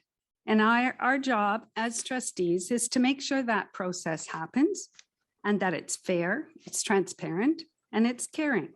And I believe the process has been all of those things. So I really applaud everyone for being involved with the process. I applaud all the letters that we have received. I applaud all the quiet conversations I've had about what their role means and what it means to this district. Our job is to look at everything. And I believe and know we are currently living in a structural deficit. So we are living beyond our means. We have been working on a 3-year budget. Our last Secretary Treasurer helped us work through a way to deal with that deficit in the best way possible. Balance spread over 3 years. We're currently in year 2. This year again, we're balancing off our deficit with the use of some of our surplus to help ease the pain, which we all feel the pain that you feel as well. And we understand that these are cuts that are going to affect students. It cannot be achieved cannot continue to be achieved, the deficit, as this is a problem that is ongoing. So we can't use our surplus and solve the problem. This will continue as Trustee Hamaguchi next year and the year after and the year after. And it doesn't just go away when we make some saves or we make some quick changes. If we continue with the plan that we had set up, so we would be in year 2, we take some of the surplus, we make some cuts, by maybe year 3, we'll be finished. And that we can stop, hopefully, the cuts ongoing to our system. If we do not address this, we will keep pushing it down to future staff, future boards. So as Trustee Hamaguchi has said, we will be here again next year.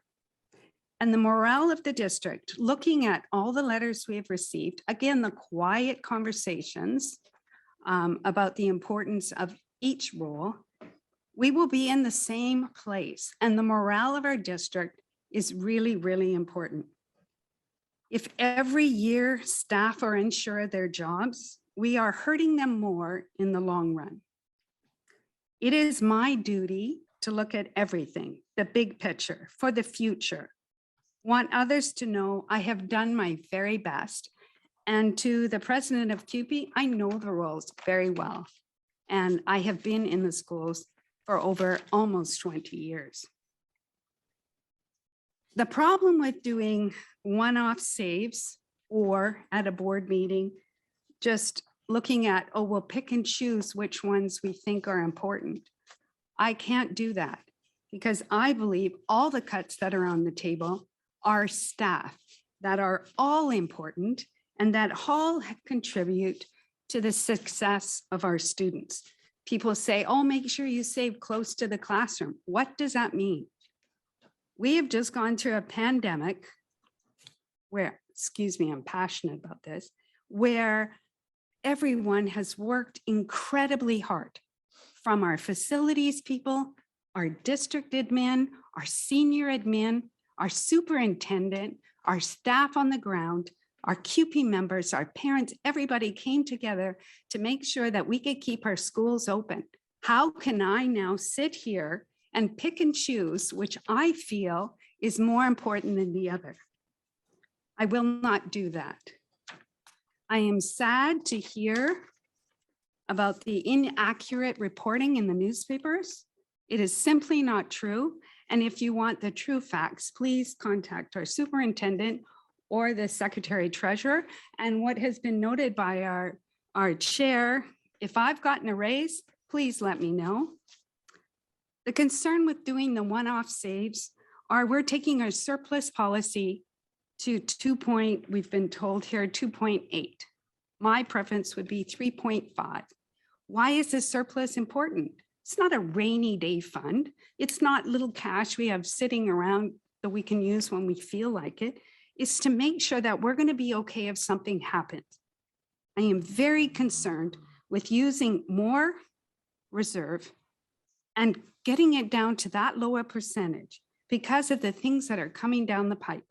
5 days sick day, unfunded. Who's going to fund the 5-day sick day? We probably are. From where? The international student potential drop in revenue. Where is that money going to come from?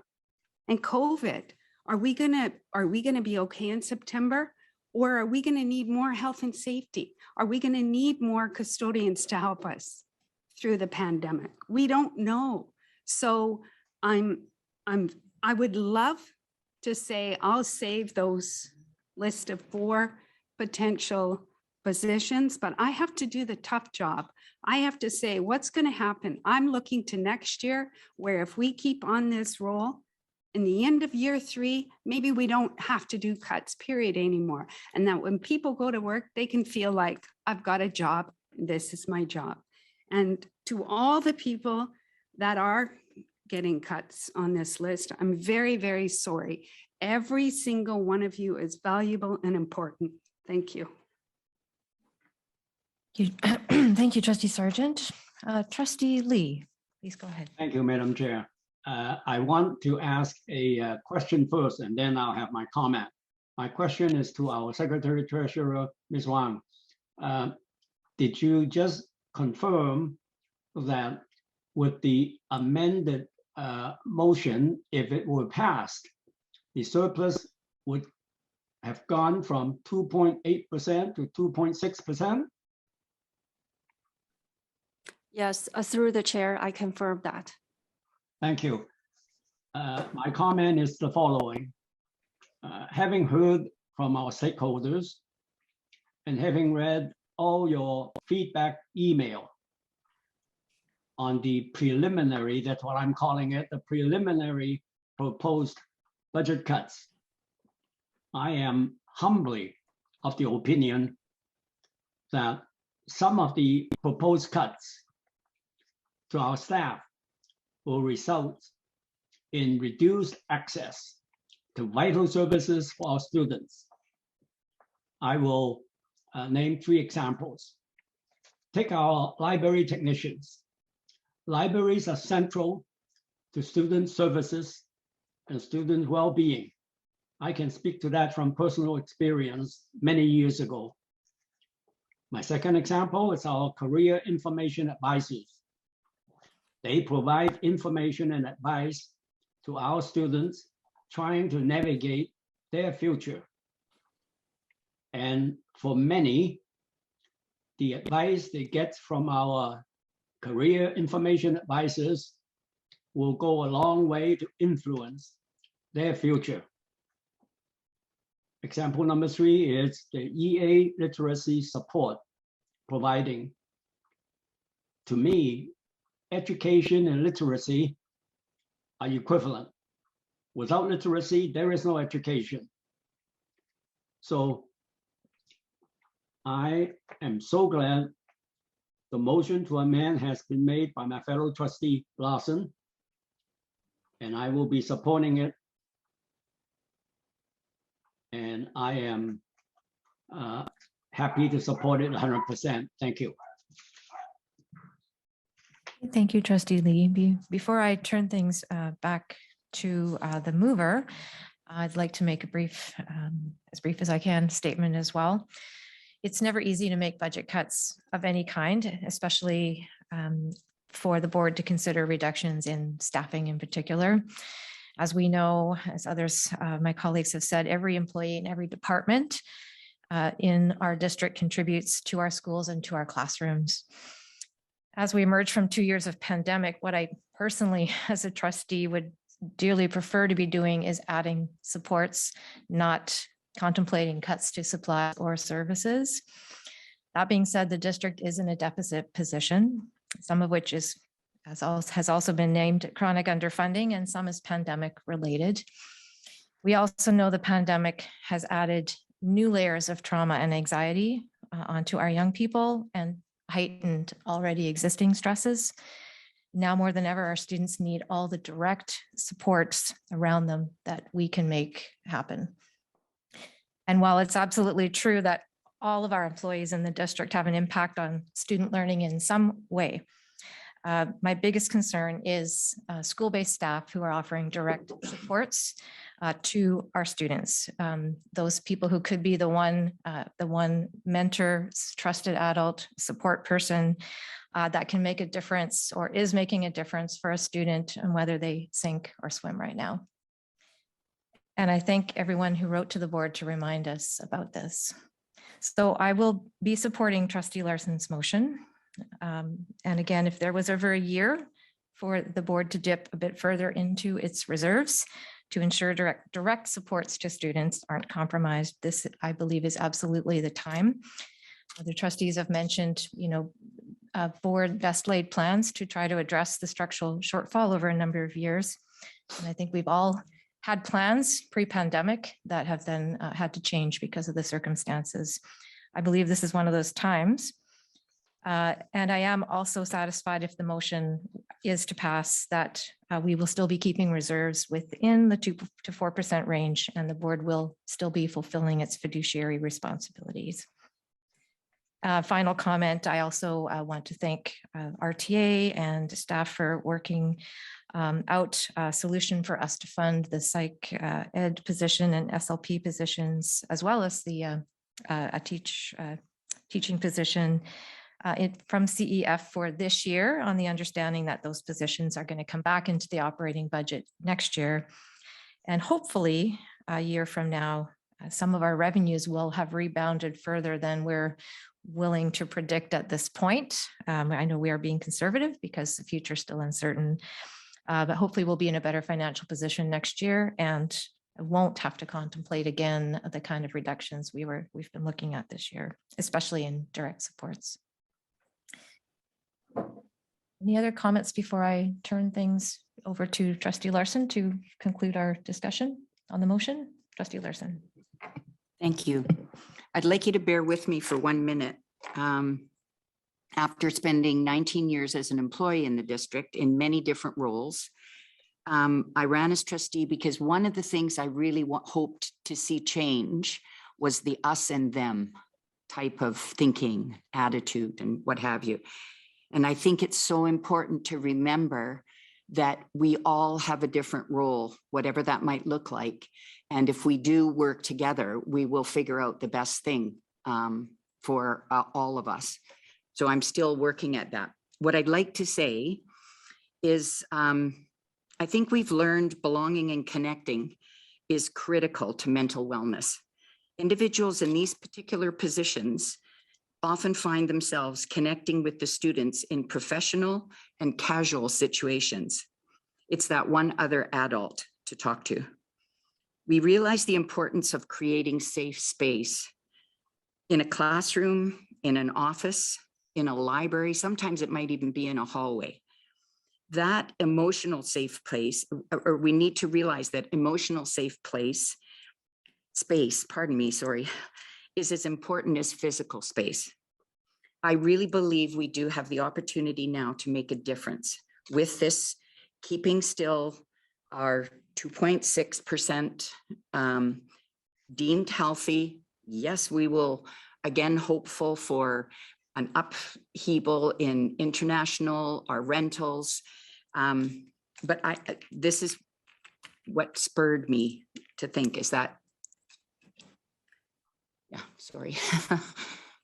Anyway, thank you. Thank you, Trustee Larson. Okay. Thank you. All trustees have had an opportunity to speak to this motion. I'm going to ask, do we have, if our board secretary could read the motion? Oh, no, you don't have can we have someone read the motion one more time before I call the question? Oh, sure. Okay. I move that the 2022-2023 annual budget bylaw be amended to reverse the proposed budget adjustments of library technicians, educational assistant, literacy support, and career information advisors. Okay, I'm going to call the question. So all those in favor of the motion, would you please indicate by raising your hand? And those opposed to the motion, please indicate. Thank you. That motion is carried. And since the budget bylaw has been amended, I'm going to call a short, about 10-minute recess. Staff need an opportunity to revise the statements that are part of the bylaw and supporting documents. And then we will reconvene in about 10 minutes for the third reading of the bylaw.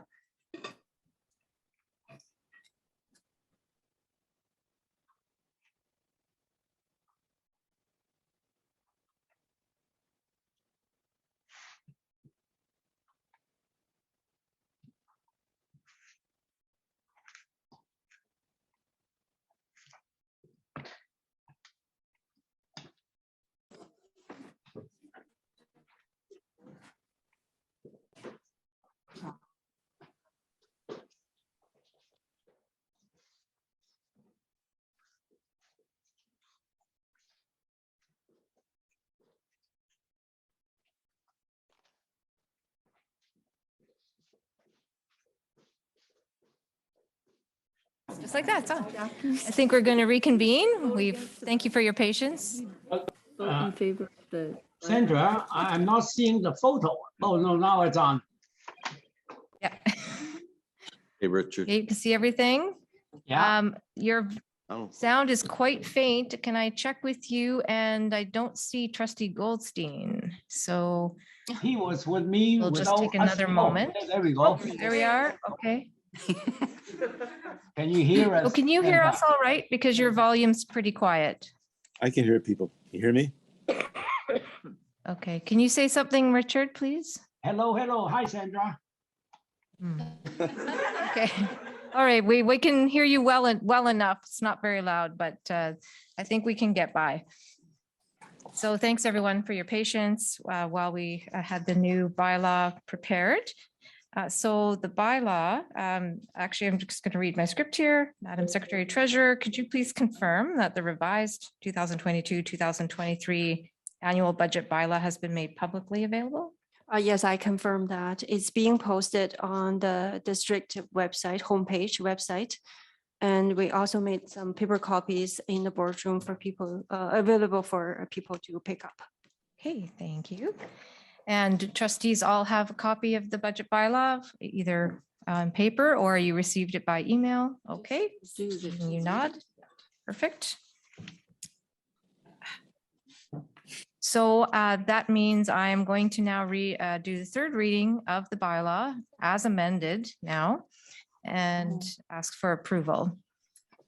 A bylaw of the Board of Education of School District Number 38 Richmond to adopt the annual budget of the board for the fiscal year 2022-2023 pursuant to the School Act. You've got the details there. Number one, the board has complied with the provisions of the act respecting the annual budget adopted by this bylaw. Number two, this bylaw may be cited as School District Number 38 Richmond Annual Budget Bylaw for fiscal year 2022-2023. Number three, the attached statement 2 showing the estimated revenue and expense for the 2022-2023 fiscal year and the total budget bylaw amount of $293,371,294 for the 2022-2023 fiscal year was prepared in accordance with the Act. And number four, the statements 2 and 4 and schedules 2 to 4 are adopted as the annual budget of the board for the fiscal year 2022-2023. Third reading, can I have a mover? Trustee Tablotny, second. Trustee Hamaguchi, thank you. And I will call the question. All in favor, please raise your hand. Thank you very much. That is carried. Our third reading is carried. And so I will declare now that the annual budget bylaw for the fiscal year 2022-2023, having been read a first, second, and third time, is passed and adopted this 25th day of May, 2022. Thank you again, everyone, for the discussion and for the process and being your engagement in that, and for your patience this evening. We have one more piece of business to do with the annual budget bylaw, and that is a motion for signatories to the bylaw. So I'm going to read that the Board of Education Richmond authorized the chair of the board and secretary treasurer to sign the 2022-2023 annual budget bylaw and submit the 2022-2023 annual budget bylaw together with the 2022-2023 annual budget to the Ministry of Education by June 30th, 2022. And the mover, thank you, Trustee Sargent, seconded by Trustee Tablotny. Any conversation? Thank you. All in favor, please indicate. Thank you. That is carried unanimously. And we are now able to move on to our next item on the agenda once I find my agenda.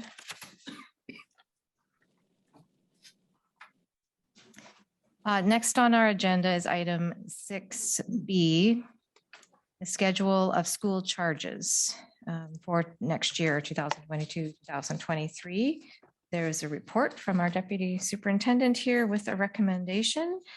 Mr. Ryan, did you want to speak to the report? Sure. Thank you, Chair Nixon. I'll make a couple of brief comments.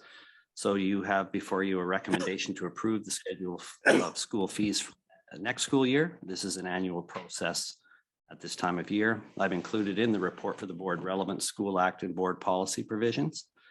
And I'll speak speak briefly to the elementary charges that are included and explained by school within the report.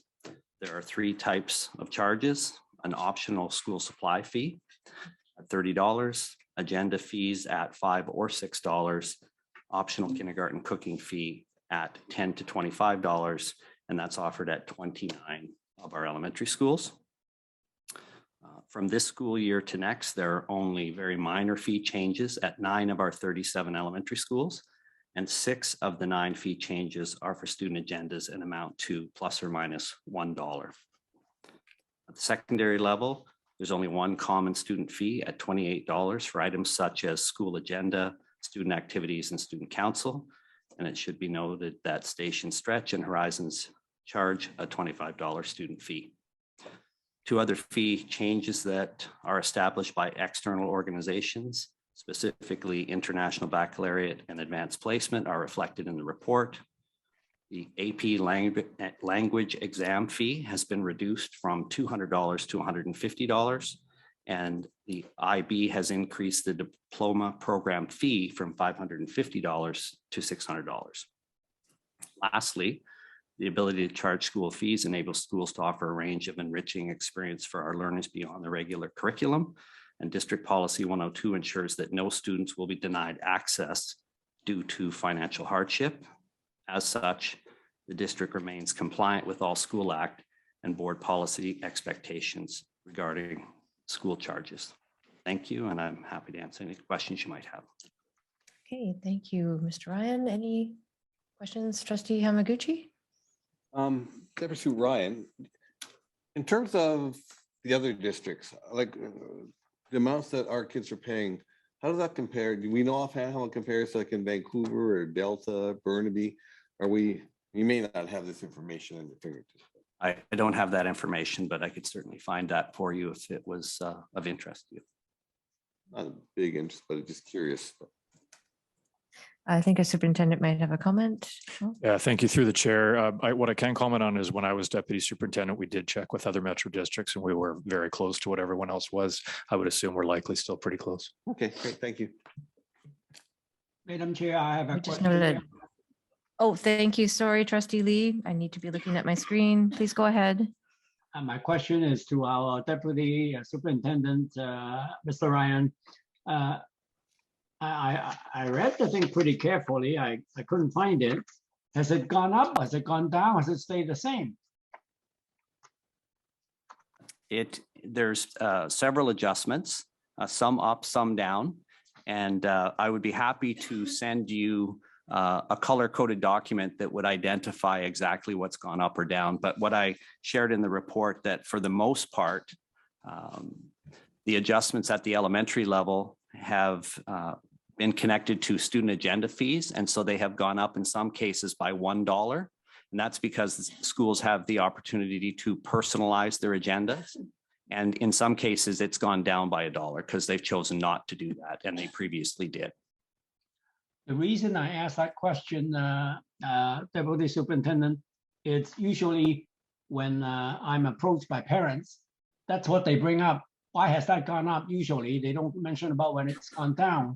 So I appreciate it. I will wait for the copy being made available to me. Thank you. Thank you. Thank you, Trustee Larson and then Trustee Sargent. It's funny to be talking. I'll talk to the screen. A question, when we refer to the no child will, I've lost it now, without financial support from families. No, that's the wrong place. I'm sorry. Hardship provision. No student denied an essential learning opportunity to an inability to pay. Does that still include field trips? It does. Correct. Oh, awesome. Yeah. Thank you. Activities like that.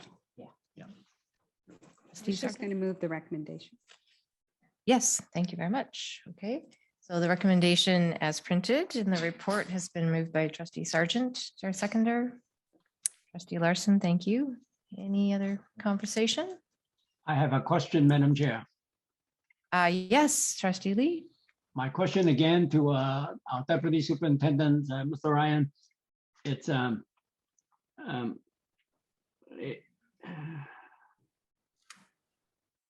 I'm sorry, it just, my mind went blank, sorry. I don't want to hold things up. Okay, if we can, you can, if you recall it after the motion, you're welcome to ask it again. Hopefully it wasn't pertinent to your ability to vote on the motion. Okay. I wish to ask the question when it's ready. Go ahead. My question, Mr. Ryan, is I remember another incident of fees going up or helping the to be inclusive to make it possible for families who otherwise couldn't afford that expense.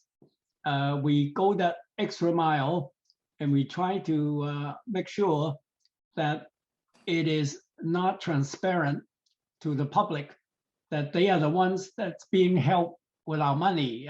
I trust you follow me. So do we have that kind of a measure in place on this issue? Yes, exactly. So where there would be concerns brought forward about the inability to pay for certain activities, workbooks, situations like that, that each school would be working closely with, supports within the school to maintain confidentiality and sensitivity around those issues. So that would certainly not be something that would be shared with anybody outside of that particular family. Thank you so much. Thank you, Madam Chair. Okay, thank you. Trustees ready for me to call the question then? All those in favor of the motion, moved by the recommendation, please indicate, and anyone opposed that was that an in favor? In favor. Trustee Lee? In favor. Sorry, there's Zoom lag. I should go a little slower. Thank you. That motion is carried. Item 6C, board approved bus riders, also an annual piece of business for the board. And that report is on, let me hear, page 42 of your agenda. There is a report here from the Executive Director of Facilities Services, Mr. Frank Geyer. Mr. Geyer, would you like to say a word?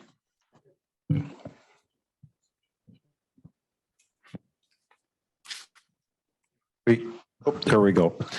Thank you, Madam Chair, and good evening, trustees. So you have before you a report submitted annually in accordance with Board Policy 522 and Regulation 522R regarding student transportation in the Richmond School District. In 2021-2022, we had 402 students using the district's bus service, up by 12 over the previous year. A quick breakdown is that 262 are considered eligible riders. Those are kindergarten to grade 3 students living beyond 4 kilometers from their catchment school, and grade 4 to 12 students living beyond 4.8 kilometers from their catchment school. 79 riders are students with special needs. 44 are board approved riders. Those are the ones that require transportation due to exceptional circumstances beyond their control, that are not covered by board regulation and are approved for busing only by way of board resolution. And 17 are courtesy riders. Students granted transportation by the superintendent or designate to and from school despite being neither eligible as defined above or as defined or subject to a board resolution. The increase in ridership in 2021-2022 can be mostly attributable to a gradual return to normal as we make our way through the COVID-19 pandemic. There are no changes to the current policy or regulations or changes to these students currently receiving district transportation that are being proposed at this time. As always, the continuation of service for these students whose walk to school would be subject to safety concerns. As always, the continuation of service for those students whose walk to school would be subject to safety concerns would be desirable. An annual review should be undertaken by staff to determine whether the safety issues have been addressed or not, and board approval should be sought annually for those students.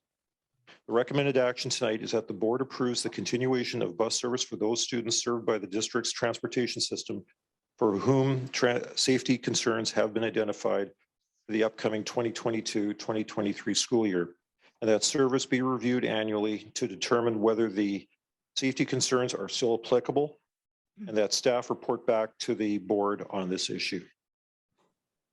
Okay, thank you, Mr. Guyer. Would anyone like to move that recommendation? And then we'll have discussion. Trustee Sargent, seconded by Trustee Larson. Thank you. So comments, questions? Trustee Larson. My usual comment, I'm really happy to see that we're using riders with special needs instead of special needs riders. I love that. And the other thing that I'm really impressed with is the board approved riders.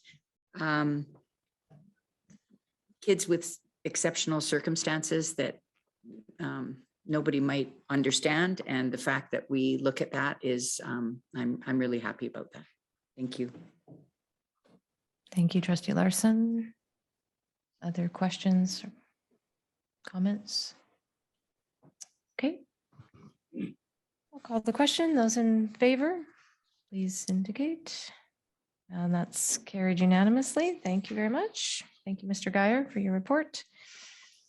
So we moved one item at the beginning of when we set the agenda, and that's our executive team report.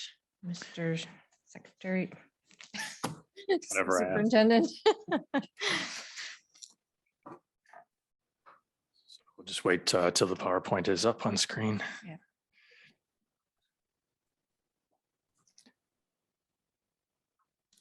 Great, thanks very much. So as always, I'm very pleased to share a number of the great things that have been happening around the district over the last month. So starting with Burnett Secondary, earlier this month, Rose Guerin, who's an elder from the Musqueam First Nation, visited Burnett to share her experiences growing up as an Indigenous person in Canada. Students learned of her experience in residential schools, her journey as a sister, a mother, and a grandmother. She also shared many of the values that her community embraces in raising children and participating in community. Students were all moved by her presentation. They learned important lessons about the First Peoples principles of learning, knowing, and understanding. At Richmond Secondary, in honor of Eid al-Fitr, the day Muslims celebrate the end of Ramadan, which is a month of prayer and fasting, the Muslim Student Association at Richmond Secondary hosted a culture day where students of all cultures were welcomed and encouraged to participate. On May the 5th, the school had over 50 students wearing their cultural attire to share their proud heritage. The school's front lobby was packed with students participating in a wide variety of events, made possible by a grant the school received from their alumni association and supports the school's efforts to cultivate a community that is equitable and inclusive. Mental Health Week, the Canadian Mental Health Association annual Mental Health Week, which was May 2nd to the 8th, is a social change campaign that shifts attitudes and perceptions about mental health. Richmond schools proudly supported Mental Health Week this year under the theme, The Importance of Empathy. Richmond Secondary School created a virtual poster campaign featuring a different focal point on each day to promote and celebrate mental health. Students at McMath reflected on different mental health issues with various artworks. Students at McRoberts hosted Mindful Mondays activities, and some classes worked on gratitude journaling and 5-minute meditations. Students at Cambie hosted a fair to support student voice around mental health, and students made a kindness board with encouraging words and phrases. At Spilluckwak, students recently learned about the concepts, language, and tools used for the mathematics of measurement. Students chose items of personal interest to measure in as many different ways as they could think of, recording both the quantity and the unit of measurement. In partners, they then investigated how scientists use measurement to help identify and categorize living things. They later took a math walk in the school park, and students were then beginning to think about all the different ways that you could measure a tree. Later this spring, students will be taking photographs and measurements to create a field guide for their school. What a great integrated unit. At Gilmore, students recently had an opportunity to explore different materials as a way to kick off their space inquiry. Students read stories about astronauts, learned facts about the planets, and they discovered the mysteries of space. Students also had lots of fun learning about the phases of the moon and constellations. They were fascinated by what they read about and by the many pictures that they saw. And based on these learnings, students then modeled planets from rocks and created their very own solar systems. Quilchena, students learn lacrosse skills in their school's playground. Lacrosse is Canada's national sport, and it originated from Indigenous celebrations. The classroom teacher invited 4 students from McMath who were members of the Richmond Lacrosse Association to teach the class lacrosse skills. Oh, that looks like fun. The students were excited to have the players visit and show them the proper techniques. During the practice, the students followed the First People's principles of learning, and they reflected that learning takes patience and time. At Blair Elementary, teachers recently brought gratitude education into the classroom through a literacy and art project. The theme for the project was entitled "We Are Grateful For," and students focused on integrating this into their writing and art. They spent time learning outdoors to gain an appreciation of the land that we live on, and they found ways to incorporate their gratitude for nature into their work. At McMath, earlier this month, a beautiful student collection of Impressionist oil pastels was displayed. Students started this project by using one of their own photographs or an image that was inspired by spring. During this process, students learned how to use the elements and principles of design to represent the genre of Impressionism and to create meaningful images. At Westwind, students recently showed their thoughts on equity, diversity, and inclusion through graphic images that they had created. Students focused on the topic, what we need to unlearn, and challenged their thinking by using design to uncover a variety of personal biases. This activity allowed students to engage a deeper level of learning while developing their creative thinking and problem-solving skills to adapt and to thrive in an ever-changing world. At Mitchell, students recently completed an extensive artist study on the Inuit artist, I'm going to do my best not to butcher this name, Kenojuak Ashevak. Students began with a mirrored tracing and watercolor image that they chose from the many beautiful works of Ashevak. After learning more about the transfer and copying art style that Ashevak was famous for, students made cardboard for leaf images using colored pencil rubbings to transfer the images. At Brighouse, thanks to the help from the district grounds crew, Brighouse recently installed a brand new garden with 10 raised garden beds and a beautiful arbor at its entrance. Each year, the school has a large number of classes that eagerly participated in the school's gardening program. And in collaboration with Urban Bounty, students have been learning about plant identification, composting, earthworm, mason bees, the plant life cycle, and even the surprising benefit of weeds. I need to find out what those benefits of weeds are because I spent my whole weekend weeding.